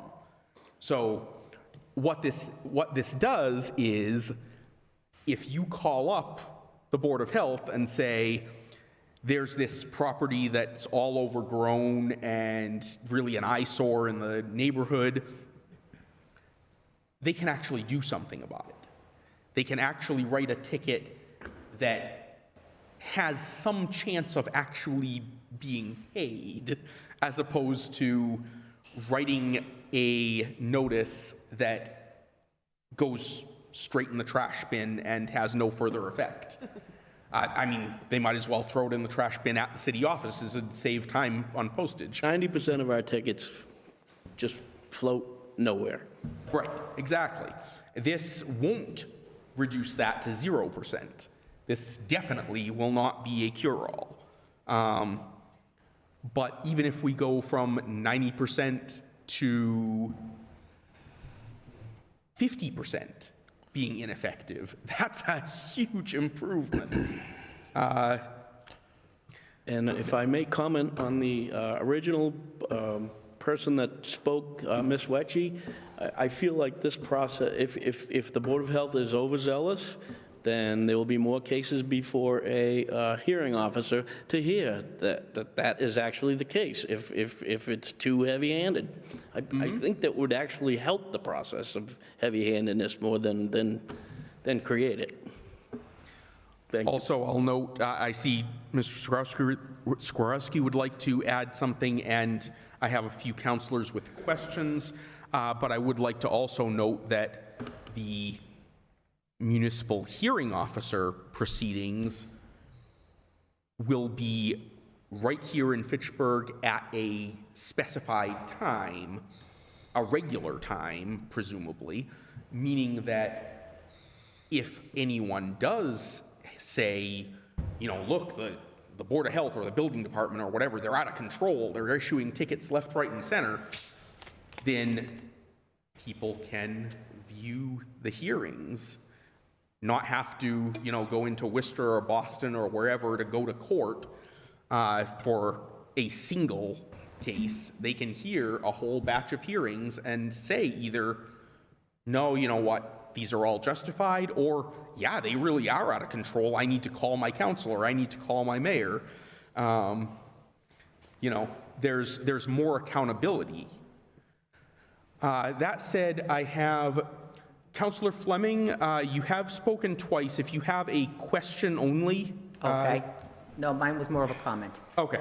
Councillor Van Hazegat, same thing? Yep. We did hear from Director Curry. I would like to ask Chief Martin now how this would relate to his department's efforts to enforce the law. Council, I was hoping to get up here and just give one more explanation.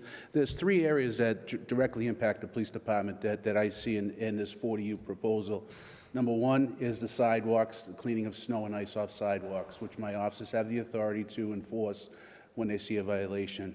Secondly is public nuisance under Chapter 138. This is something that our officers enforce quite frequently. And by way of example, you didn't hear me. I was trying not to cough. By way of example on 138, I'd like to give you an example why I think 40U is, for lack of better terms, another tool in our toolbox. Under 138, my 11 to 7 shift is constantly enforcing Chapter 138 on public nuisance where there's loud parties up in the college area. When we have these loud parties, these large parties of college kids gathering off campus in public housing, I send out notice directly to the homeowners upon the third occurrence. And sometimes that usually happens in the first night when they come back in September. I'll get 3 notices of an address in the college area where there's a public nuisance, a public disturbance, where we're getting a lot of calls on college kids partying out in the public late in the evening. I'll issue that notice, and what happens is, if it takes the direct route that we go now, by the time I can present that in front of a district court, say this incident happened in September, by the time I could really even get into a district court to address this with a property owner, those kids have moved out. And I've seen this happen repeatedly. So what really caught my interest on 40U is to be able to get this in front of an independent judicial review, a hearing officer, that it can be, at least put the property owner on a notice. You got to do something about your tenants, that they're causing this nuisance weekend after weekend after weekend. This just gives us an opportunity to expedite bringing in the property owner and holding them accountable. It's not about tickets, it's not about fines, it's about education and changing what we want to change when it comes to public nuisance in the neighborhoods. That's where it would help my department significantly. And lastly, under security alarms under Chapter 140, my officers respond to roughly 10,000 plus calls a year for alarm calls. I'm in charge, and there was some concern about administrative. I do all my own administrative work when it comes to security alarms. I issue fines, whether it's first offense, second offense, third offense. And I've had significant conversation with the solicitor's office. I have a hard time if they refuse to pay the fines, I've had a hard time collecting delinquent fines. This would give me an opportunity to bring it quickly in front of a hearing board where this could be resolved in a much quicker fashion without me having to reach out to the solicitor's office to try to find a way, without having to placing substantial liens on property. This would give me a way to expedite things quicker and faster in that process. But I'd like to bring up the example about the college neighborhood. This is something that I could have review quickly within 21 days and not have it drawn out and taking it to the district court. You know, there's 3 lawyers sitting in front of me. You know the docket at Fitchburg District Court. It's not a smooth process. Here, we could have independent review by a hearing officer within 21 days. And if the outcome is not likable, they always have the opportunity to go to district court. But this is going to expedite the city of Fitchburg to deal with these issues at hand immediately. Thank you. Thank you, Chief. And I'm sorry, Counsel, you had a question, so. Oh, that was my question. You answered it completely. Thank you very much. Thank you. Councilor Squalia, question? I have a question for Chief Martineau. Would this 40U ordinance, you mentioned public nuisance, would this help the police department to enforce the fireworks, the fireworks ordinance, that fireworks are not illegal in the state of Massachusetts? My officers have the authority to write under any Fitchburg general ordinance. And here's an opportunity where we can make that choice. Instead of filing out a process of application and bringing general ordinance to district court, gives me another opportunity to deal with it administratively right here with our own hearing officer. So, but specifically these items that were presented to tonight, those are the ones I'm speaking about specifically tonight, was the public nuisance, the security alarms. I don't have the answer if it could be used specifically for that type of disturbance or nuisance. I think it has to be specifically on this list, correct? So, Yeah, so, and we do want to take one last look at the list to make sure we've captured everything, but my understanding is it would really need to be connected to house. Right. My offices do enforce general ordinance all the time, whether it's disturbing the peace, open container violations. There may be an opportunity, if this was adopted, that we could expand what could go in front of a hearing officer. I can't think of it. I mean, if we're enforcing city ordinance on, say, open container violation, instead of bringing someone to district court where they're going in front of a judge now, let's do it in an administrative setting with a judicial independent hearing officer. You know, I think we're diverting the court system at some point. But since it's only these 3 topics that are on this list, specifically public nuisance, I can tell you we deal with it constantly. In September of every year, when the college comes back, we're responding to the same house over and over and over again. And I'm issuing these notices to property owners, and nothing ever happens. We continually going. And in this case, if I can get the property owner in front of a hearing officer that much quicker, we may be able to resolve it. Would fireworks fall under, would setting off fireworks fall under the public nuisance ordinance in the city of Fitchburg? It may. I don't have the answer for you on that. So I hate to respond one way or the other. Okay. Just one more question. That was you, Councilor Zarella. You suggested that we could see the hearings. Would hearings be public? That's my understanding. Yeah, they would be held in a public location. Right, they'd be in. And advertised? Presumably.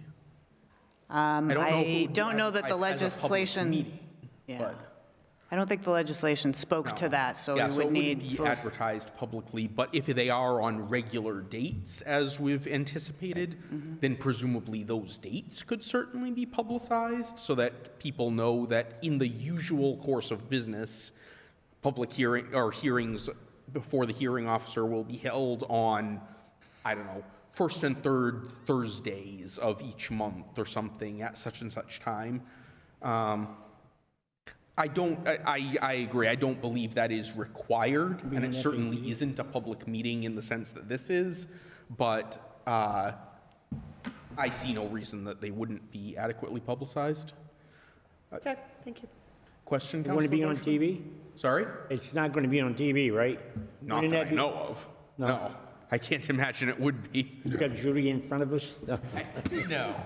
But I do have one question, Mr. Chair. The only question, my final question is, we always talk about sidewalks and sidewalks and sidewalk. What about the sidewalk to nowhere? You got a sidewalk here, then there's grass, then the sidewalk starts again, and then there's grass, and then it goes nowhere. How can you turn around and tell somebody, you got to shovel that? Sidewalk to nowhere. It's just like in Alaska, the train that stops in the mountain. The train to nowhere. Counselor, I think that goes more to the policy of the underlying code issues that would be enforced, not to the question of how we enforce it. So, Well, if you're saying snow and ice removal, right, I'm if you saying want- that goes to the question of what should be required under the law, which is not really in front of us right now. We're just discussing how to enforce. all right.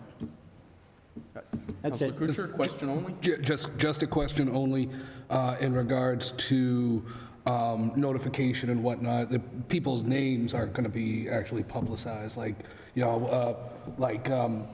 Mr. Boschman, is going to be brought up in front of the hearing officer because he's got a landlord, he's got a tenant that is dumping trash all over his property. That's a little embarrassing. I I'm a can't little worried imagine about that they would be in the private, normal course of business. A good parallel would be like the parking fine system today, where there's a municipal hearing officer that hears those cases, and that's not publicized who it is, and nobody knew that I didn't pay to park in the Mill Street parking lot 3 years ago. Well, now they do. That's it. Councilor Cruz, you are actually the only councilor who has not spoken twice yet, so you may speak on any topic as you see fit. Well, on any topic relating to this. As you Yes. Thank you, Mr. President. I do have a couple of quick questions maybe for Chief Martineau. Would this be the tool in the toolbox for some of our homeless encampments that we have?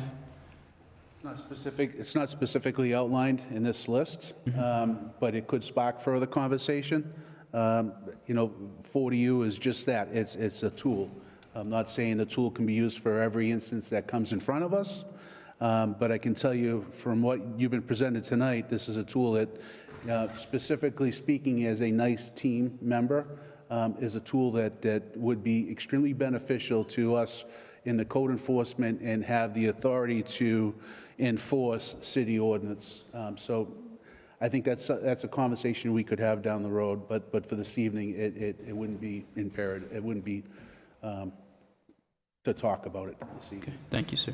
I do think if there's a sanitary code violation related to an encampment, that is where this could come into play, yes. Okay. Another question, is there an age limit that we have exempt from, say 65 plus would be exempt from 40U?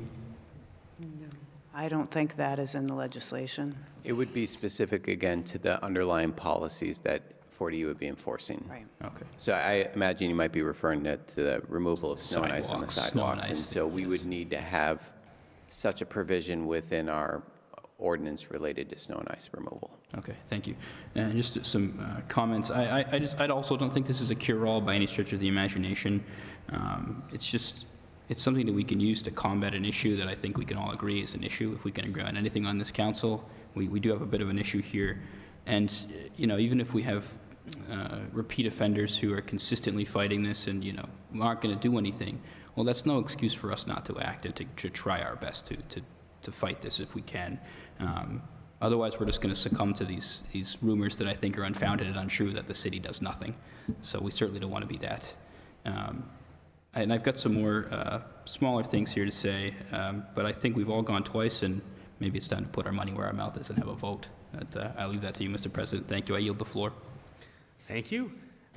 If there are no further, that would be questions only, then I would like to entertain a motion. Make a motion to approve 1522. Second. I have a motion and second for 1522. Since this is related to legislation, I will ask the clerk to please call the roll. Absolutely. Counselor Squalia. Aye. Counselor Van Hazinga. Yes. President Zarella. Yes. Counselor Boishman. No. Counselor Kuchar. No. Counselor Cruz. Yes. Counselor Di Natale. Yes. Counselor Fleming. Yes. Okay, that passes 6-2. Thank you very much. Next, we have 01622. Yeah, so we could call this round 2. And this is the one that will go to your earlier point from about 2 hours ago about landlords and absentee Oh, landlords. I like the absentee. I like the banks. So we've been working with a consultant through some assistance from Mass Housing on addressing some of our vacant property problems. And one of the outcomes of this is she's created a vacant property registry ordinance for your review. So just to give you a little background, vacant property problems in Fitchburg are more complicated today than they were during the foreclosure crisis. And what we mean by that is that they're more likely to be long-term vacancies and not short-term foreclosures. They are not responding to the improved housing market conditions, so these are the ones that are sort of left behind while the market pushes the easier vacancies back into the market. They're more likely to be deteriorated and in significant disrepair, and they're sources of blight in neighborhoods and commercial areas. They're more likely to be privately owned and not bank-owned at this point.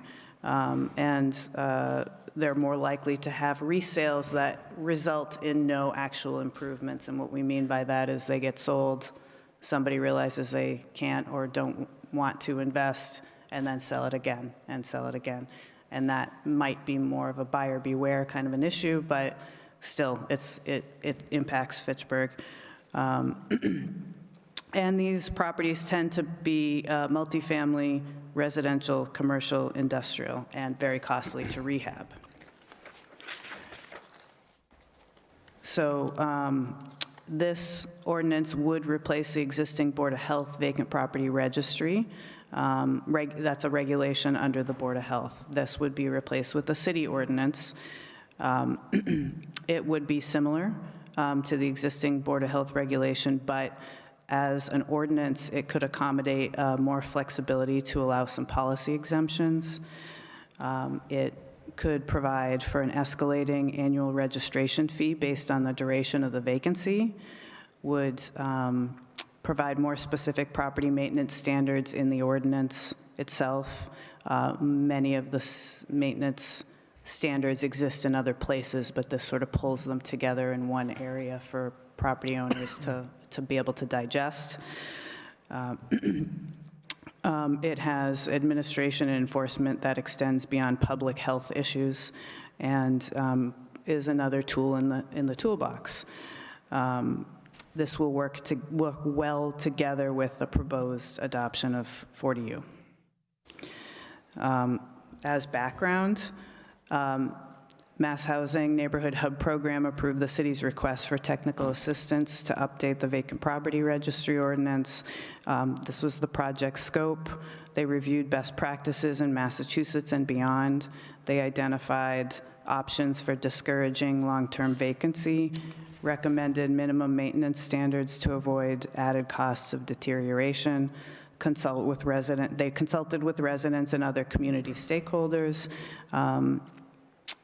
how to connect vacant properties with developers and ensure inclusion of affordable housing in redevelopment, and potentially create a revolving acquisition fund to help nonprofit developers respond quickly to opportunities with these vacant properties.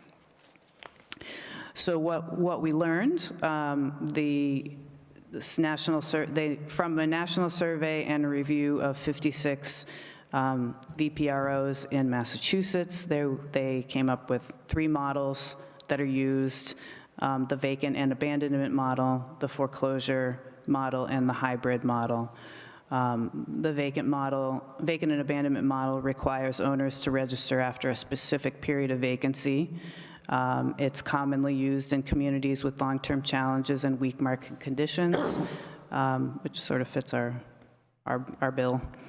Often involves escalating fee structures over time and steep fines and fees to discourage the long-term vacancy. The foreclosure model, which is our current model, requires registration on notice of default or intent to foreclose. And the approach is aimed to encourage mortgage lenders to maintain their property through the foreclosure process, and for the Board of Health to be informed so we understand where those properties are. The hybrid model is most common today and has some characteristics of both of those. So they did quite a bit of community consultation. They collected input from staff, city council, and residents and other stakeholders through focus groups and online surveys. Out of 47 respondents, we had broad support for the VPRO. That was 87% of this respondents.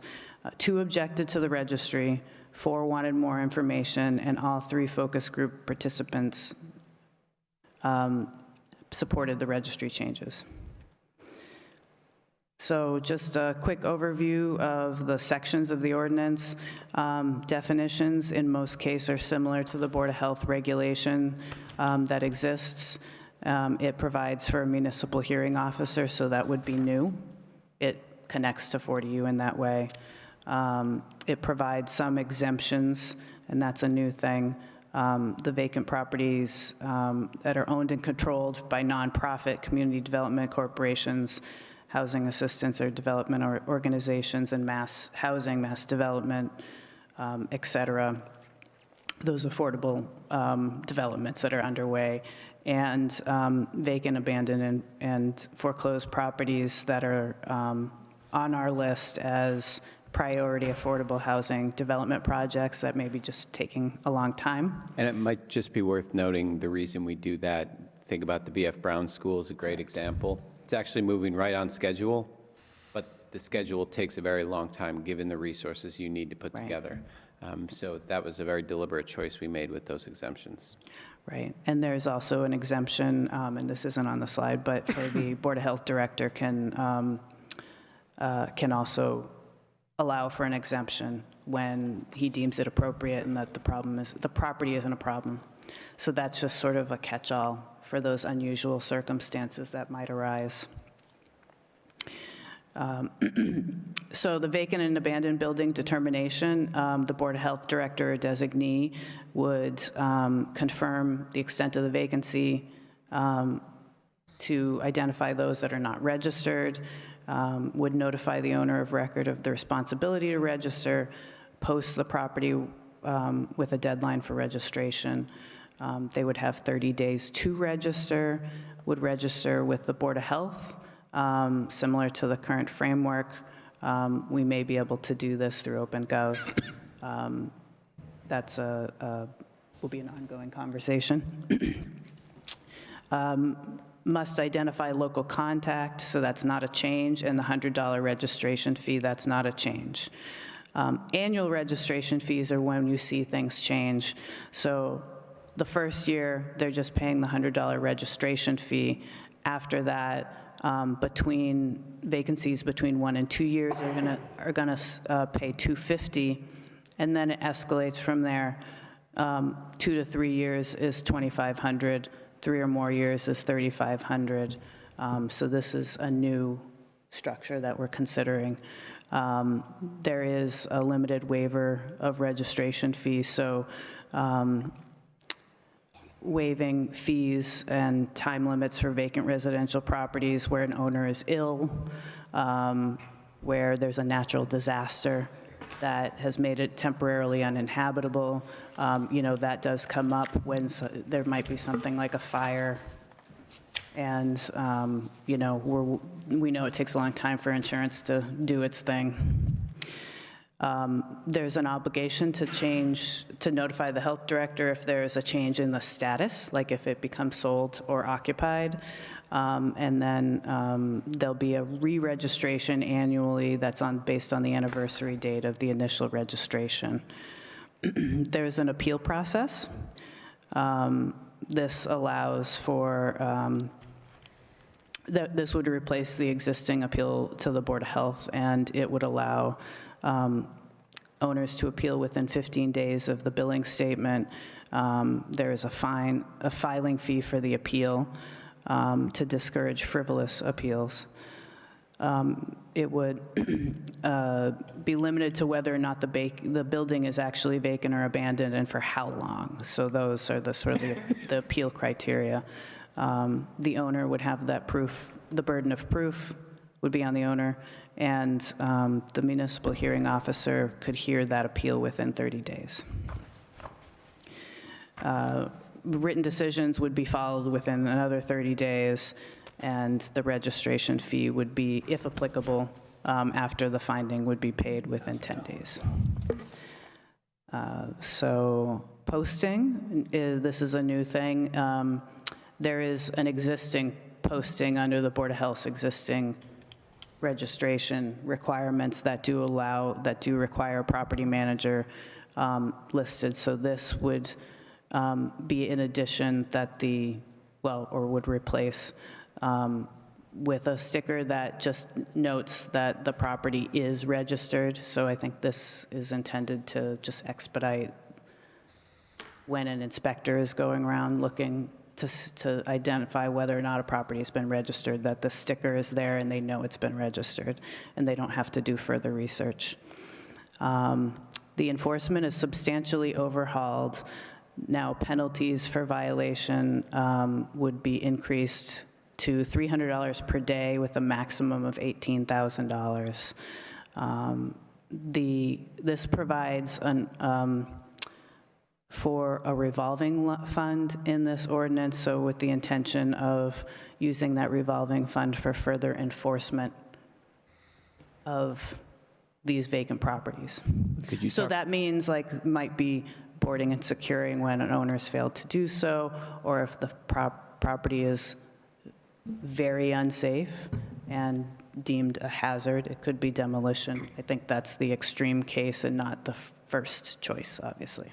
And in this case, enforcement for failing to register. Enforcement for failing to register, okay. Yes. Yes. Okay, so maintenance requirements, they're new, expanded, and more specific than what was there before. So it, of course, requires compliance with sanitary, fire, building code, city ordinances.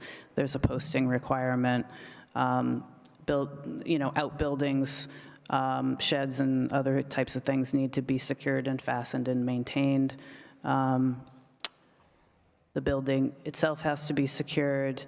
It has to be, the interior needs to be free of trash, flammables, waste, perishables, things that could be a problem in the building. Utilities need to stay on unless the city grants permission to disconnect, and that is directly connected to the fact that fire protection systems, if they exist, need to be maintained. And, so you don't want to have a sprinkler system on if there's no heat in the building in the middle of winter. So the regulatory authority, the Board of Health, certainly can adopt administrative regulations related to implementing this ordinance.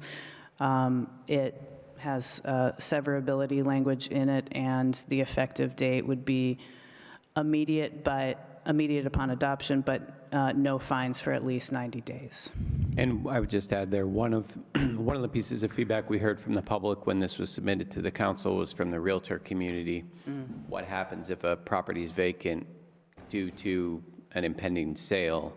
Well, in this case, it kind of cures for that in some regard because, you know, in most cases where that is taking place, a property is not vacant for more than 90 days. So if you get that initial indication and then within that 90-day period, it's not vacant anymore, it kind of resolves that issue. And the ordinance itself excludes single-family homes that are on the market for sale. All right. Excuse me. I have Councilor Kuchar.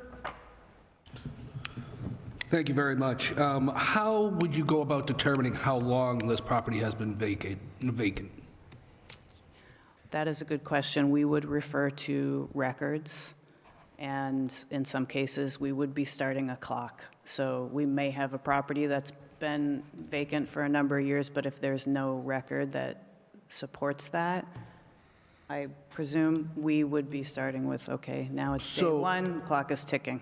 So if a neighbor or somebody who knows that a property has been vacant for quite some time, say going on 12, 13 years, they could report it to say, I know for a fact this property has been vacant.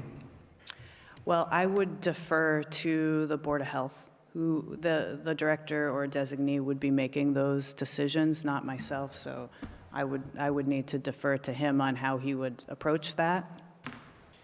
So we would explore utility records, water records, electric records, whatever we could find to I'm not sure that it's going to come down to trying to prove it's vacant so much. I think the idea is to avoid vacancy. So I think we're going to do what we can to try to work with folks to get them in the right direction to avoid the vacancy. But I mean, if it does come down to trying to prove vacant or not, we'll establish a baseline. Yeah, I mean, don't get me wrong. I like this, except for my opposition to the last 01522. But I've been saying that these abandoned properties, these vacant properties, are a health concern, a safety concern, and a fire concern. I've been saying that since 2015. And I know for a fact there are many, many properties that you wouldn't think they were vacant, but they are. And I think we need to concentrate on that. And I got about a list that I can start for you right now that I know for a fact that are vacant. So let me know when you want to implement this, and I'll help you out. Appreciate All set? All set. Thank you. All right. Councilor Squalia. Thank you. And thank you for bringing this proposal to us. I think it's long overdue. We have so many properties in Fitchburg where it feels like there's absentee landlords that are holding these large potential, revitalizing projects up and instead just letting them rot for decades upon decades, hoping for a big payoff or whatever it is, hoping for the market to turn when they can finally sell it, or just taking tax breaks, whatever it is. The large amount of vacant and abandoned properties in Fitchburg is really hurting us as a city. So I love the intent of this, but I have a lot of concerns about the actual administration of it. There's a lot of stipulations for the property owners within it, a lot of guidelines, a lot of things that they must do. But my real concern with that is the enforcement and the fine structure within it. In the enforcement section in 1.12.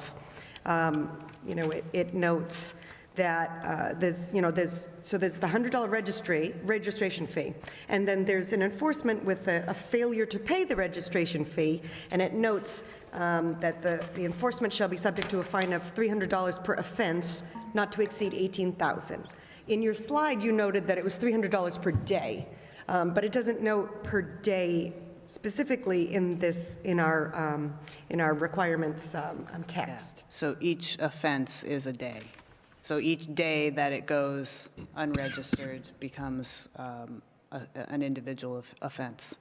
And is that $18,000 maximum fine, is that a lifetime enforcement, or is that a per-year enforcement?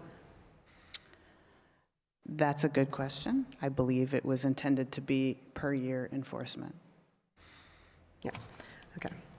So, and then even from there, so the $300 fine per offense per day, that would be just, I don't know, it feels like there needs to be a kind of a fine structure with all the litany of stipulations for property owners. But I love where it's going. Now, another question that I had when it comes to the annual registration of the fees. So I understand that the ease of the idea of, on the anniversary date of the registration of the vacant property, and just running it from that date, one calendar year. But it seems like that would be difficult for the city itself to enforce, to keep track of all these properties and the different dates, and then continuously be sending out notices. So in OpenGov, if we create the registry form in OpenGov, it has the ability to send an annual, it can automate that process so that it can set an annual letter that you're time for renewal. And I believe we do that with like food permits and other types of things already through OpenGov. So that is luckily an automated system and not something that us individuals have to think about checking a calendar, when is somebody up for renewal, yeah. That's good to know, because now that we have this very robust online permitting and licensing and fee system, we can do that more easily. Yes. All right, great. So I had another question on 1.6B. It notes that the full fee gets added as a lien to the property. And is that full fee, I had the question if it was paid later at the same cost, or what's the incentive to pay the annual registration fee yearly, and then do the enforcement penalties get added every year? So the penalties are related to if they don't register and pay the fee. So that was really completely dependent on their cooperation. But every year starts a new year, so, right, if they don't re-register. And I'm not sure I quite got your first question. That was about 1.6. In terms of what would incentivize somebody to just pay it as opposed to seeing it later on a lien? Is that the question? Yes. So I think the thought there would, a lien is, in some respects, sort of taking one of the sticks in your bundle of sticks that is property rights. So I think you would want to pay it previous to that, so you're not losing a piece of your property rights, essentially. That a bank, or if you're looking to sell it, would flag that as a potential issue. Right. And at the point that it becomes a lien, presumably there are fines on top of that, right? So you want to pay the registration in a timely manner to avoid any further fines, because then you're only increasing your own costs when it does become a lien. And if we are charging $300 a day for not registering or doing the, what's required of you as a vacant property owner, then those can add up very quickly, especially if $18,000 is not a cap, but is not a lifetime cap, but a yearly cap. Correct, yes. Okay, and so in the limited waiver of registration fees, 1.7, I just thought maybe perhaps, I had, there was a situation where a homeowner was was serving in the military, and they were unable to care for their property for some period of time. So maybe if it was specifically noted in the, limited waiver of registration fees that if, someone's active duty serving in the military, we could waive those registration fees for that vacant property. Yes, we'll actually make a note of that and discuss internally about potentially adding that. if there isn't a more appropriate place. And so getting more specific in the, right now we have just a $300 a day enforcement fee. I just, note if that maybe should be different for different properties. For larger properties, perhaps, maybe a single-family vacant home is $300 a day, but maybe something downtown that's multi-story, I don't know, maybe that should be more than $300 a day. I don't know if that is, I don't know if that fine structure is a good cover-all for all properties. 300 to 18,000. So, yeah, so there are limits that go beyond what we can write into here based on just existing civil law. Just existing state law allows so much. Like, I believe it is that, the 300 300. to 18,000 cumulatively. I think we could have made the 18,000 a higher number, but chose to, well, let's stop it somewhere relatively reasonable in a year. Okay. So on 1.13, on D, it notes perishables, combustibles, flammables, trash, waste, debris, and other materials that could facilitate the travel of fire or attract rats, vermin, insects, and other animals shall be removed from the interior of the property. Shouldn't that also note exterior of the property? Yes, we could add that. Okay, great. And as a practical matter, I guess with that and the armed service pieces, which I think are both pretty innocuous, and anyone who would agree to the rest of it would agree to it, but would this be a thing we would, I guess, amend by a vote, but in front of this committee, or would that go in front of council later? It's a Either question way for the would be chair. appropriate under our rules. This text, will this be the final document that we are approving, or are we approving this text and the spirit of the text, or should we do? Actually, that's a good point, Counselor. This is actually before us in petition form at the moment. This is not the first reading of an ordinance. Right. So I think maybe in light of that, it might be appropriate for you guys just to take the notes on those changes, and then when they come before us in ordinance form, I mean, I have seen people nodding to these changes, so I take it that there is no substantial dispute on the council as to whether we would like to see these changes. All right, so yeah, I think it might make more sense to just wait on a formal amendment until we have an actual ordinance in front of us, and if it's already included, then we don't need to amend it. Sounds good. Okay. So on J, under 1.13, J, it notes all vacant properties that are not required by code to be monitored shall provide the following.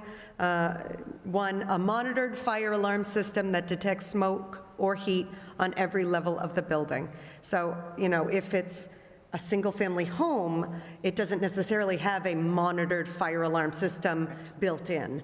So a definition of what a monitored fire alarm system would be very helpful, because a commercial building would have a monitored fire alarm system with a fire alarm panel with a radio box that that is monitored by the fire department, but a single-family home doesn't. Correct, yeah. And we could expand that definition.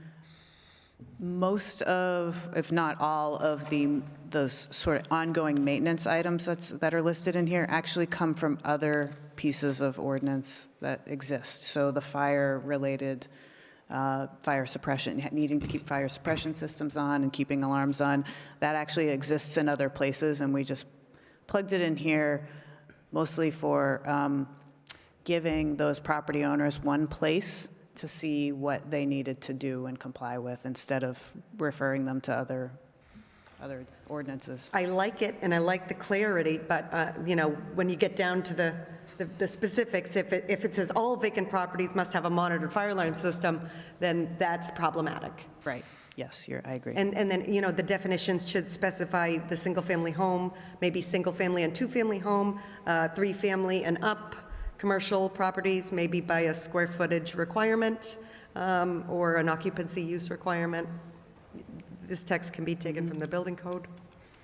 And just another thing, it says under 1.13, under R, the last this, it has a semicolon, and then it says "and," but there's nothing after that, so. I mean, I guess maybe, Okay. then it just goes to 1.14. I guess maybe that "and" should just get taken away, or I don't know if there was something else. Yeah, oh, yes. And that was it that I had there. And then let's see.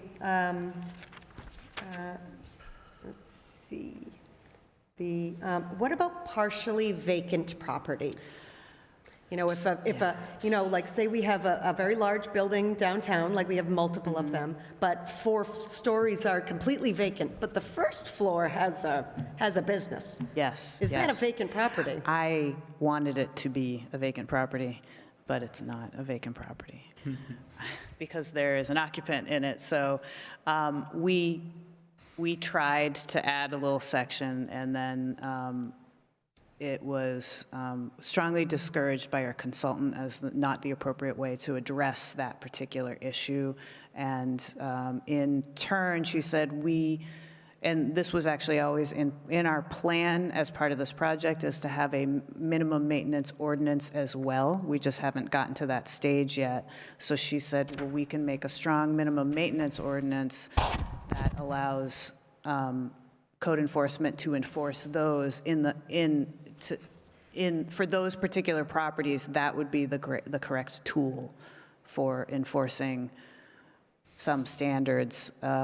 We've actually run in, and the reason that I wanted it to, a partially vacant building to be in here is because we did have an issue on Main Street not that long ago where a property that had a sprinkler system, the heat was turned off on the vacant upper floors, and it poured into a dentist's office and did significant damage. So I certainly, if there was a way to put it in here, I'd want it to, but I don't think that it fits the criteria, and we're just trying to put a square peg into a round hole there. So, but we do want to address that in a different way, and we would hopefully come before you in the future with a minimum maintenance ordinance to try to solve those problems. I think that's extremely important because there's a gaping mile-wide loophole in the vacant property, because the main problem with the vacant properties is largely our downtown area and our very large buildings. And if all you need to do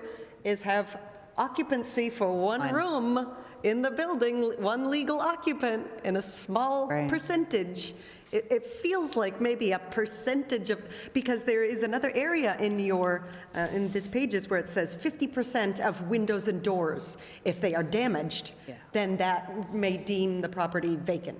I would think that we could pull that same kind of logic with 50% of the property is deemed vacant and 50% is occupied, or less than some percentage. I don't know, but if there's another way that we can tackle it, we could get into the weeds with that on, say, what if it was a 2-family house and one unit was long-term vacant and the other unit was occupied? Do we really want that to be on a vacant property registry when there's a family living in there?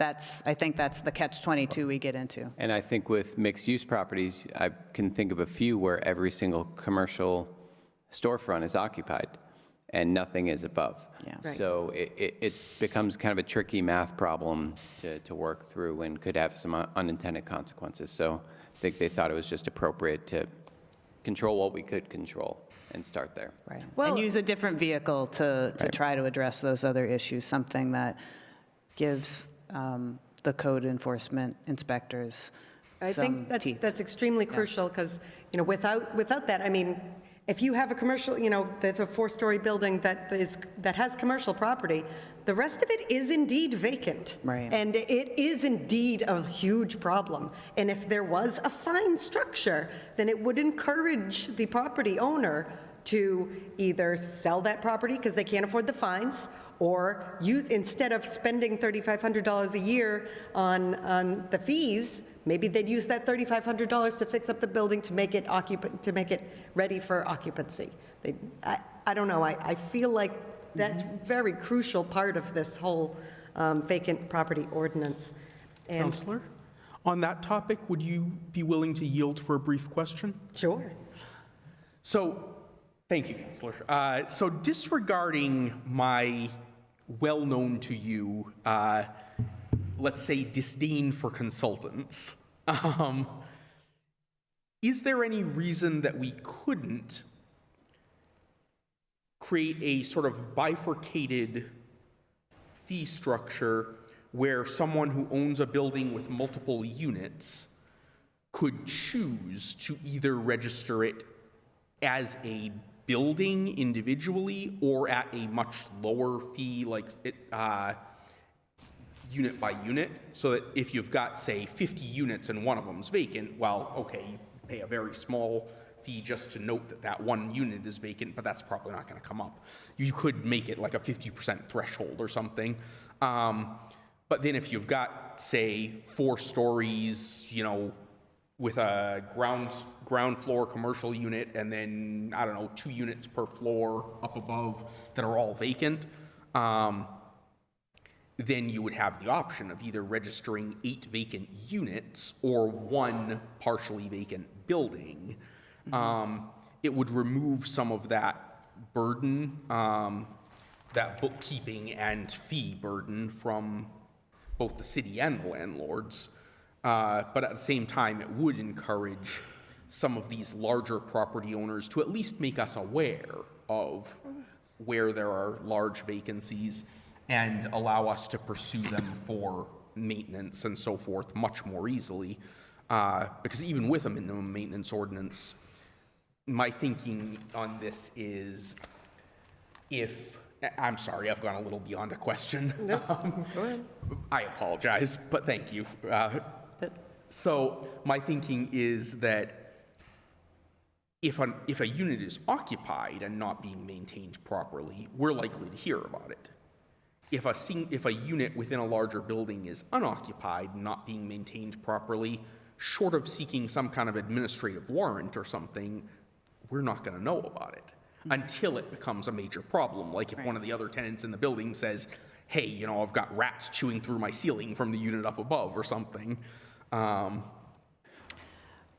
think we can take this information back and discuss it internally and talk to our city solicitor for some advice and our consultant. And I do worry about the administrative difficulties of figuring all of this out. And honestly, like if we were to use Main Street as an example, we've got, you know, 40% vacancy on our storefronts and more than that on the upper floors. It would be a daunting task to go through each and every one of them, look at partial vacancy and so forth, when I think what we really need to start with, and I can think of about 5, 6 that are completely vacant and are a bigger problem than the ones that are partially vacant. So I'm not going to be the one putting together kind of the administrative work with the ordinance itself, nor will Liz. Primarily, it'll be the Board of Health, and I do worry about the burden that could add, creating all that complexity. Certainly, and I think, speaking for myself at least, I'm just spitballing here. Yeah, no, I appreciate it. We spitballed quite a bit on the same topic for the same reason. So it's a very valid concern. I appreciate your consideration, Councillor. The floor is yours. Thank you. Yeah, yes, with the multiple buildings that are completely vacant right now, just again, I would be concerned that they would be able to get partial occupancy for one small section, and there you go. That building is no longer vacant. So it's a huge concern. And then I just also have a question. You had noted that single-family homes are exempt if they're for sale. And I don't see that noted anywhere in the text provided to us. And if that, it can be added, I think that's a good exemption, but maybe there should be a timeline for the sale of the home, because that would be potentially another loophole where you could just place a house for sale for a large amount of money, and it's for sale, but then you avoid any fees, you avoid any registration, but the house isn't really ever going to sell for the price that it's being sold for. I think we could, within the spirit of that, you know, not only is it being sold, but it's being actively marketed, and we could attach a duration time frame to it. So it is, and I may be looking at a slightly newer version than what we submitted. 1.3C. a detached single-family dwelling marketed by a licensed realtor or by owner of record. Oh, yeah, we don't have C in ours. Can Okay, you all read right, so C? then I'm looking at an updated version. I think what happened when it was submitted to council, it was flagged as an issue, and we had, anticipated this question in advance of the meeting. So we'll definitely have it in the final language. Yes, yep, it'll be in All there. right, great. And that is all I have. Thank you. Thank you. Councilor Brochman. I like it. So you must be happy on that one. Hey, listen, I got a question. If Chase Manhattan foreclosed on Boschman, I'm going to use Boschman because you can't use names today. So if they foreclose on me, according to what I read, correct me, you want them to come and tell you they're going to foreclose on me? Or do I, as the property owner, have to come to the city and say, Chase is foreclosed on me because of non-payment? So that's actually in our existing Board of Health registry, vacant property registry right now. The banks are obligated to notify the Board of Health when they are foreclosing, even if the foreclosure isn't complete yet. Is that right? Because they put an advertisement in the paper all the time. They put it 3 Yeah. times. And what the banks are doing, I'll use the banks.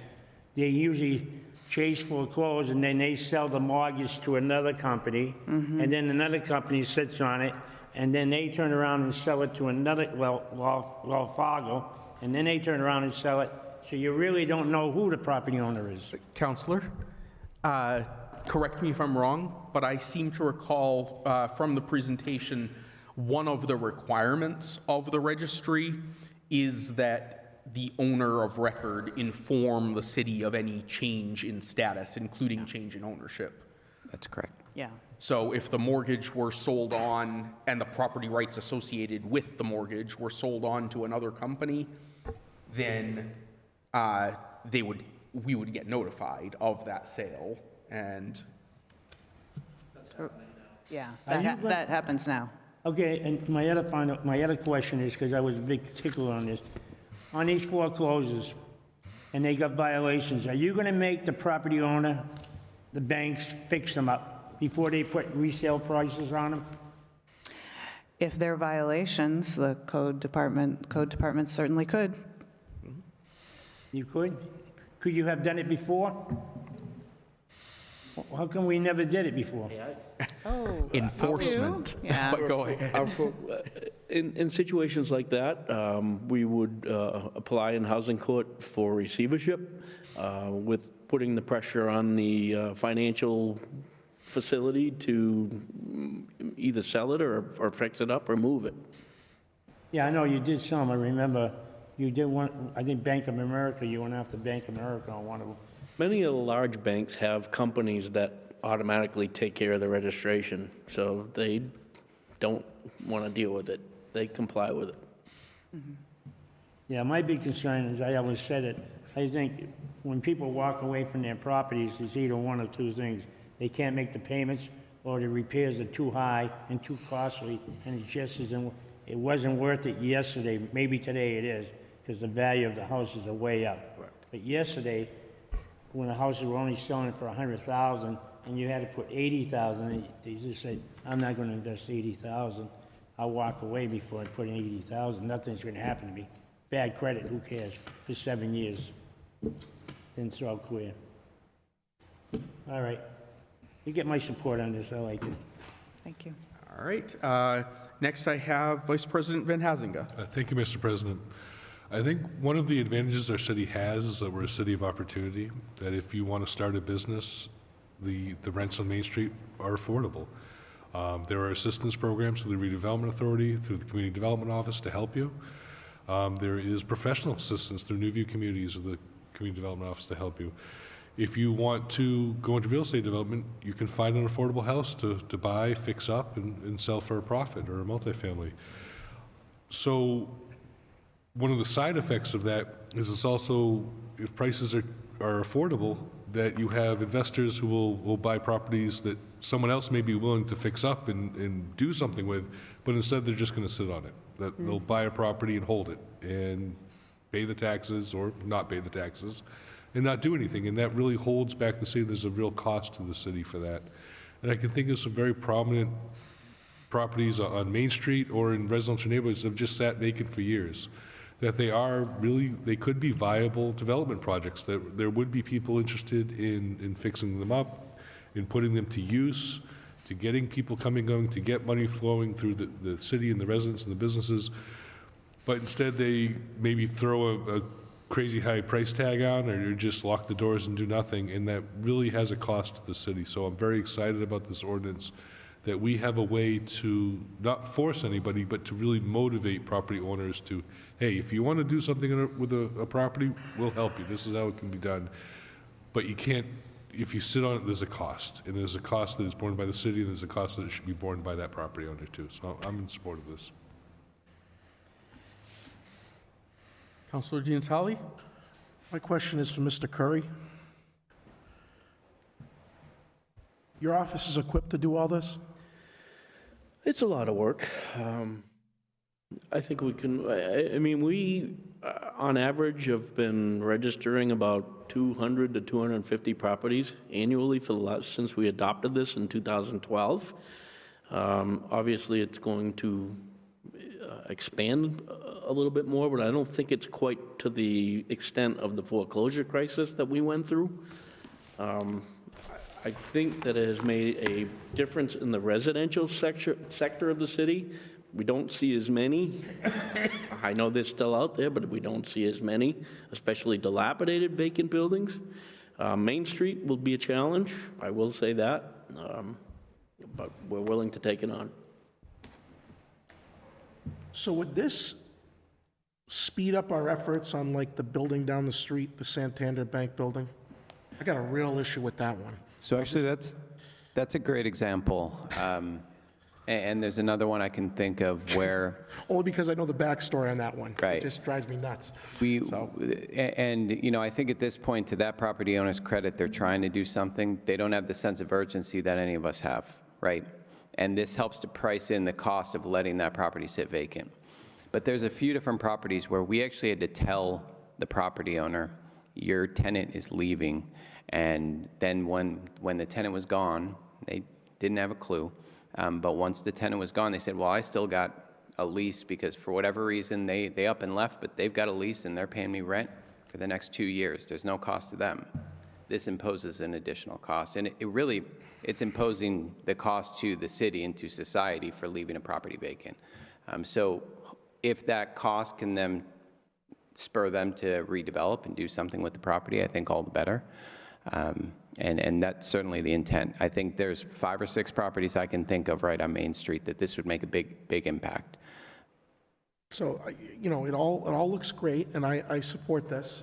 But my question to Mr. Curry was where my concern lies in that everything looks wonderful on paper, but putting it into practice is another thing. So, like, you know, maybe I'm getting ahead of myself or not, but I ask those questions because I feel like some of these additional avenues we're taking is going to require additional personnel. Right. And knowing that he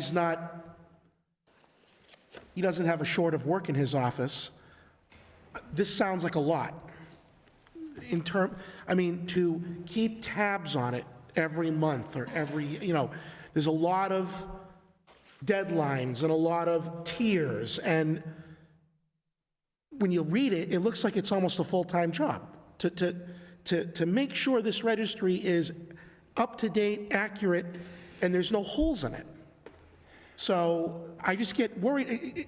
It's like anything else we do in this city under the guise of it's going to make things better, and then we don't really do anything with it. We for example, the snow and ice removal on the sidewalks drives me nuts because it's a wonderful feel-good piece of legislation, but it's, unless you have a cop on every street corner, people get away with it. So on something like this, I just want to see it work. I don't want to just put it and make us go like this and then, we only do it 40% or 60%.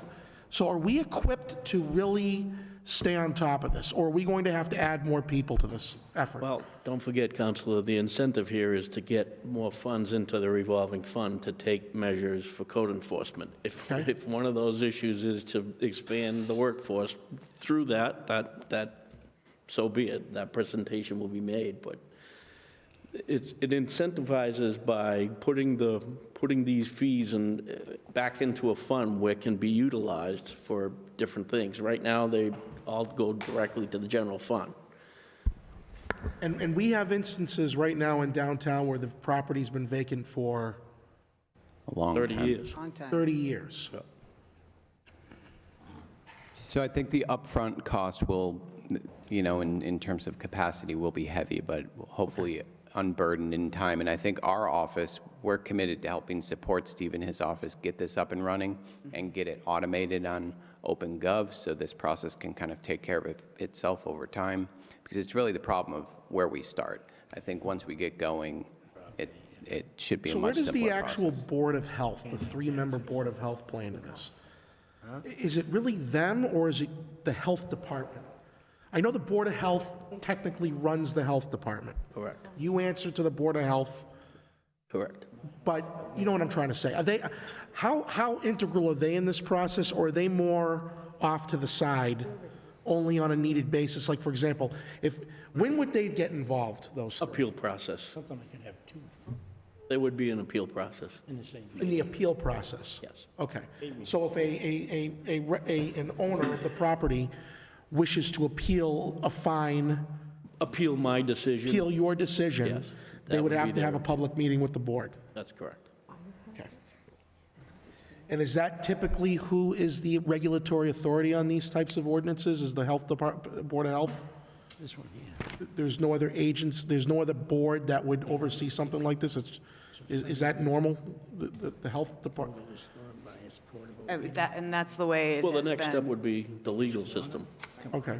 I didn't know if there was any other board in the city that No. does any of this. The Okay. next step would be the legal system appeal Okay. process. But if it was appeal of a fine and 40U was in place, that would go in that direction.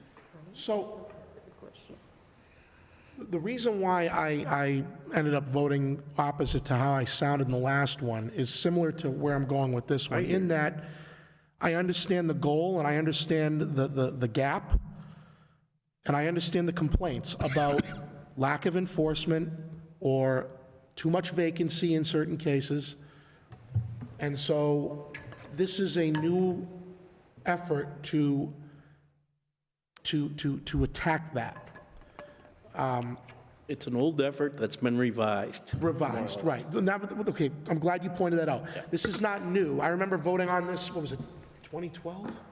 Well, the vacant building registration is actually a Board of Health regulation. It was adopted Right. in around 2010-ish, I think, I think, okay, so it was, okay, 2010. with the All right. foreclosure So crisis. this is just amending that to a large Amending it, extent. It's, the Board of Health regulation actually only pertains to residential properties, so it's amending it, making it a lot larger. And right now, we have much more technology in place than we had 12 years ago, so it's my hope that that will assist with all that And I see, overhead and burden that you're discussing. my last question or concern was, I seem to recall when I first was on the council, in that 2010 period, there was a lot of concern about the legalities of something like this. That always came up. I don't recall, unfortunately, what the legality concerns were. Is there case law that supports items like this? Registries like this? The fees have to be commensurate with the level of services that we're supplying. and the Mr. fine- Solicitor, could you pull your mic down? The fees have to be commensurate with the services that you're supplying, and the fines have to be somewhat commensurate with the violation. So if we feel comfortable with that justification, then you can charge the fee that we're proposing, because it is something that we have to keep track of. Not just listing the property, but keeping your eye on a vacant building over the course of an inspectional services. And then the fine could be considered to be appropriate. Okay, I mean, this is, one of the big complaints we get. I mean, we're trying, and this is something that's not new, but improved and expansive. Hopefully, we will see some sort of dividend. I mean, the whole purpose of this is to kick these owners in the pants a little bit, correct? To, either, not going to use the term, but, move or get off the pot, right? Unless they want to keep registering a vacant building and paying thousands in fees every year for, I mean, some may be crazy to do that, I guess, but I can't see other reason why to do this other than to, move along here, Sell it to somebody who wants it, or, do something with it, It may help identify those issues why it remains vacant, because in a lot of cases, I'm not sure we know why some of these properties are vacant. True, okay. Thank you. All set. So, if there's no one else currently waiting, then I've accumulated sort of a list as we've been going through, and I do apologize if I get any of this incorrect. I do not have the text of the draft in front of me, but first, as far as the resource allocation piece of it, would it be accurate to say that there will be a high resource burden initially to get existing vacant properties on the list, but that then upkeep with new vacant properties will be relatively low burden? Would that sound accurate? Yeah, yeah. Okay, thank you. So you mentioned that they can't disconnect utilities without permission from the city. Applying that to existing vacancies, possibly vacant for 30 years, are they required to reconnect disconnected utilities? I don't believe that's the way it would be interpreted. I'm not sure if you would interpret that in a different way, Steve, but I think the intent is really about limiting deterioration that happens when properties get hot and cold, they're not winterized, there's, pipes that burst and those sorts of things. And I presume they had the approval of the city to disconnect in the first place, right? Maybe. Then I'm curious, I didn't look for this on my first pass through the language because it didn't spark in my head at the time. Do we have a careful definition of the term vacant, or is that defined extensively in case law already? Oh, excellent, thank you. Yeah, it's on the first page. Okay, so I'm wondering if we need to expand this somewhat, or maybe expand the exemptions in A1 through 3, 1.2 A1 through 3, for properties that are temporarily unoccupied by the owner-occupant. Let's say, not that Fitchburg is necessarily the kind of city in which a lot of people do this, but let's say someone takes a 6-month world cruise or something, and their house is vacant. Do they have to register? I mean, I would think they shouldn't have to register because the property is still, it's vacant for a normal occupancy reason, not because they're abandoning it or because they don't live there anymore or anything like that. And a similar question would apply to, I know we have exemptions for illness and infirmity in other parts of this law and the previous one, or this one in particular, but do we have a vacancy for, an exemption for, say, long-term nursing care? If the sole occupant is in a nursing home for 2 years, their property isn't really vacant. They probably have family checking in on it, but even if they don't, do we really want to put that additional burden on someone who's only not in their home because they can't be, not because they don't live there anymore? So I think there needs to be a careful definition that would include that would exclude those kinds of vacancies without accidentally excluding any of the ones that we want to keep covered. Sure. That's just a thought. I mean, you don't need to mentally draft language for me here and now or anything. I could see gears starting to turn. No, my gears aren't moving that quick at this. Then, let's see. I'm wondering if we should have a graduated registration fee, because if the fee is supposed to be commensurate with the service, the labor of periodically reviewing and monitoring a much larger building is presumably higher than a single family, which also serves the additional purpose of making it so that the registration fee doesn't become a mosquito bite to a large holding company. Because even once you get up to the maximum fee, which I believe was $3,500 per year, I mean, if I'm a major national corporation holding property, I'm going to say, okay, I can pay that till the cows come home. It's not going to make a difference. It's probably a lot cheaper for them to just pay that for 30 years than to actually do something with the building. So I think it would be nice to see that fee go on a graduated scale, maybe on basis of square footage or maybe on basis of assessed value or something like that, just so that we're ensuring that the fee is actually motivating for owners of all sizes, basically. And at the same time, if you did it relative to square footage or assessed value, that would have the additional benefit of maybe making the high end of the fees lower for particularly low-income owners who maybe are, I don't know why a particularly low-income owner would have a vacant property that they're not doing anything with, but in the off chance that they did, I think it would serve that purpose. Go ahead. May I?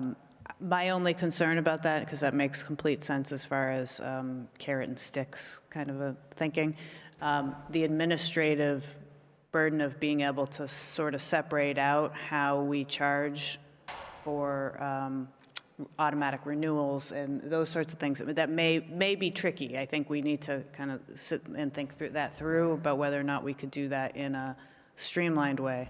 Yeah, certainly if it's infeasible, it's infeasible. I would maybe consider whether we could tie it into the assessor's records.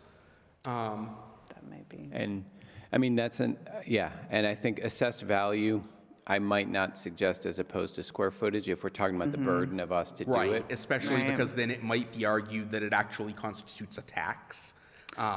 So yeah, I would agree, probably go with square footage. And some of the most challenging properties actually have very low assessed values because they've been sitting for 20 years, right? Yeah, that makes perfect sense. Good point. I would agree, square footage then if we can. Let's see, as far as the exemptions for redevelopment, nonprofit, low-income redevelopment, that sort of thing, I'm wondering if we shouldn't make it a may waive rather than a blanket waiver, because in general, obviously we want to support organizations like that, but there are some that aren't acting in good faith. Just because you're a nonprofit doesn't mean you're the good guys. Right. And even for a property that is entirely being operated or being owned and marketed or whatever in good faith, we might still want to have an inventory of those properties, even if we don't necessarily want to charge them the escalating fees. So maybe a provision to allow a waiver of the fee escalation and just keep charging them the nominal $100 fee just to keep it on the list so that we have an idea of where there's vacancies, which could also, I assume, help your department in terms of if there's something that's held by a potentially exempt organization and they just haven't been able to do anything with it for a long time, and then you've got someone coming in saying, hey, where are some properties that I might invest in the city, then you've still got those on the list. Absolutely. That's a good point. Let's see, the local contact that needs to be provided, do we have specified, and again, I apologize, it's probably right in here, but I hadn't had a chance to check because it occurred to me while you were talking. Do we have a specification that it needs to be a local contact who is authorized to receive service. Do you mean Legal mail? service. Like, basically, we want to make sure that whoever the local contact is, if we serve the local contact with papers, it counts as having served the owner. That may already be in place with the current. Okay, excellent, excellent. Just want to make sure, because we don't want to get into an issue where we have to prove that the owner was actually told by the local contact that, you know, they got paperwork or whatever. Counselor, anybody further than 20 miles from the property must employ someone within 20 miles to register. Correct. Excellent, excellent. Last thing, the fee for appeals and the nature of the appeals. It says that you can only appeal on the basis that the property is not in fact vacant. Would it make sense, now, the last thing I want to do is take teeth out of this, so definitely let me know if you think it would do that, but I'm wondering if it would also make sense to allow them to raise on appeal the claim that they fall into one of the statutory exemptions. You know, if we assess a fee against them and they say, oh no, actually I was on active duty in the Middle East or something, you know, I think that should be, that could easily be something where we just drop it administratively, but in the off chance where there's a dispute over whether they fall into one of these exemptions or not, I think it would make sense to allow appeal on those grounds as well. Given the narrowness of the exemptions that we've got, I don't feel, off the cuff at least, it doesn't seem like that would generate a large number of new appeals, because most people would just clearly fall outside the exemptions. The other question about the appeals is, should we make it, if the purpose of the fee is primarily to discourage frivolous appeals, which I entirely agree with, should we say that they get their fee returned if the appeal is sustained? Because, you know, I think that Mr. Curry and his employees do an excellent job, but they are human. They will occasionally make honest errors. And I feel like if someone is fined for, and it's honestly just human error, they shouldn't have to pay $100 for the privilege of proving that they don't owe money to us. It does note that. Oh, I'm sorry. As I said, I didn't peruse all of these issues when I first went through, because some of them occur to me as we're talking through it. Upon the proper filing of an appeal, payment of the registration fee shall be stayed pending the outcome of the appeal. Oh, that's the registration fee. I'm talking about the appeals fee. In other words, if you pay the $100 to, not the $100 registration fee, but the $100 appeal fee.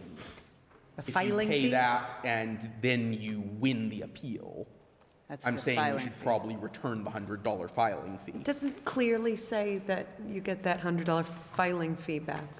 Yeah, so I know that's not the way it happens in court, but we're not a court, and presumably if we have this, you know, structure set up properly, not a lot of people should be winning appeals, but if they do, you know, I feel like because we're not operating a full court that has its own expenses to pay, independent of everything else, we can afford to refund their filing fees, and so I feel like we probably should. Especially if am I correct in recalling that the appeal, you said the appeal goes to the Board of Health? So, or is that to the municipal hearing officer? The municipal hearing officer would hear fine appeals, the Board of Health would hear Right. the other Okay. appeals So in about either case, exemption or- then, they're still appealing to a body or an individual who is already having regular sessions. So it's not like we would have to charge them for the privilege of having a special meeting convened just for their appeal or anything like that. So I'm iffy on that one. That's just a thought.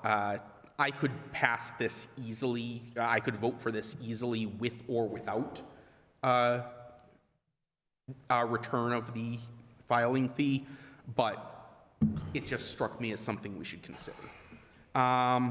Anyway, that said, I'm very pleased with this, and it sounds like most, oh, go ahead. I just want to make a quick comment on something President Zarella said about the people who leave for 6 months. I actually do have constituents that do leave for 3 or 4 months at a time in the summer and in the winter. So we do have several people in the city that do that. So that is very important that we do not find those people. Agree. Agree. Yeah, it notes seasonal or vacation homes, but it doesn't note people that go on vacation from their home. Right, exactly. Right, because they're not necessarily on vacation, they just own 2 homes, or 3 homes. Snowbirds, yeah. So, okay, that was it, I'm done. Motion to approve. Second. All right, I have a motion and second to approve 01622. Madam Clerk, would you please call the roll? Counselor Squalia? Aye. Counselor Van Hazinga? Yes. President Zarella? Yes. Counselor Boishman? Yes. Counselor Kuchar? Yes. Counselor Cruz? Yes. Counselor Di Natale? Yes. Counselor Fleming? Yes. That is unanimous. Thank you. Motion All to right, we adjourn. are Motion to at the end adjourn. of our agenda. Second. I have a motion and second to adjourn, and since nobody better dare to object, we are adjourned.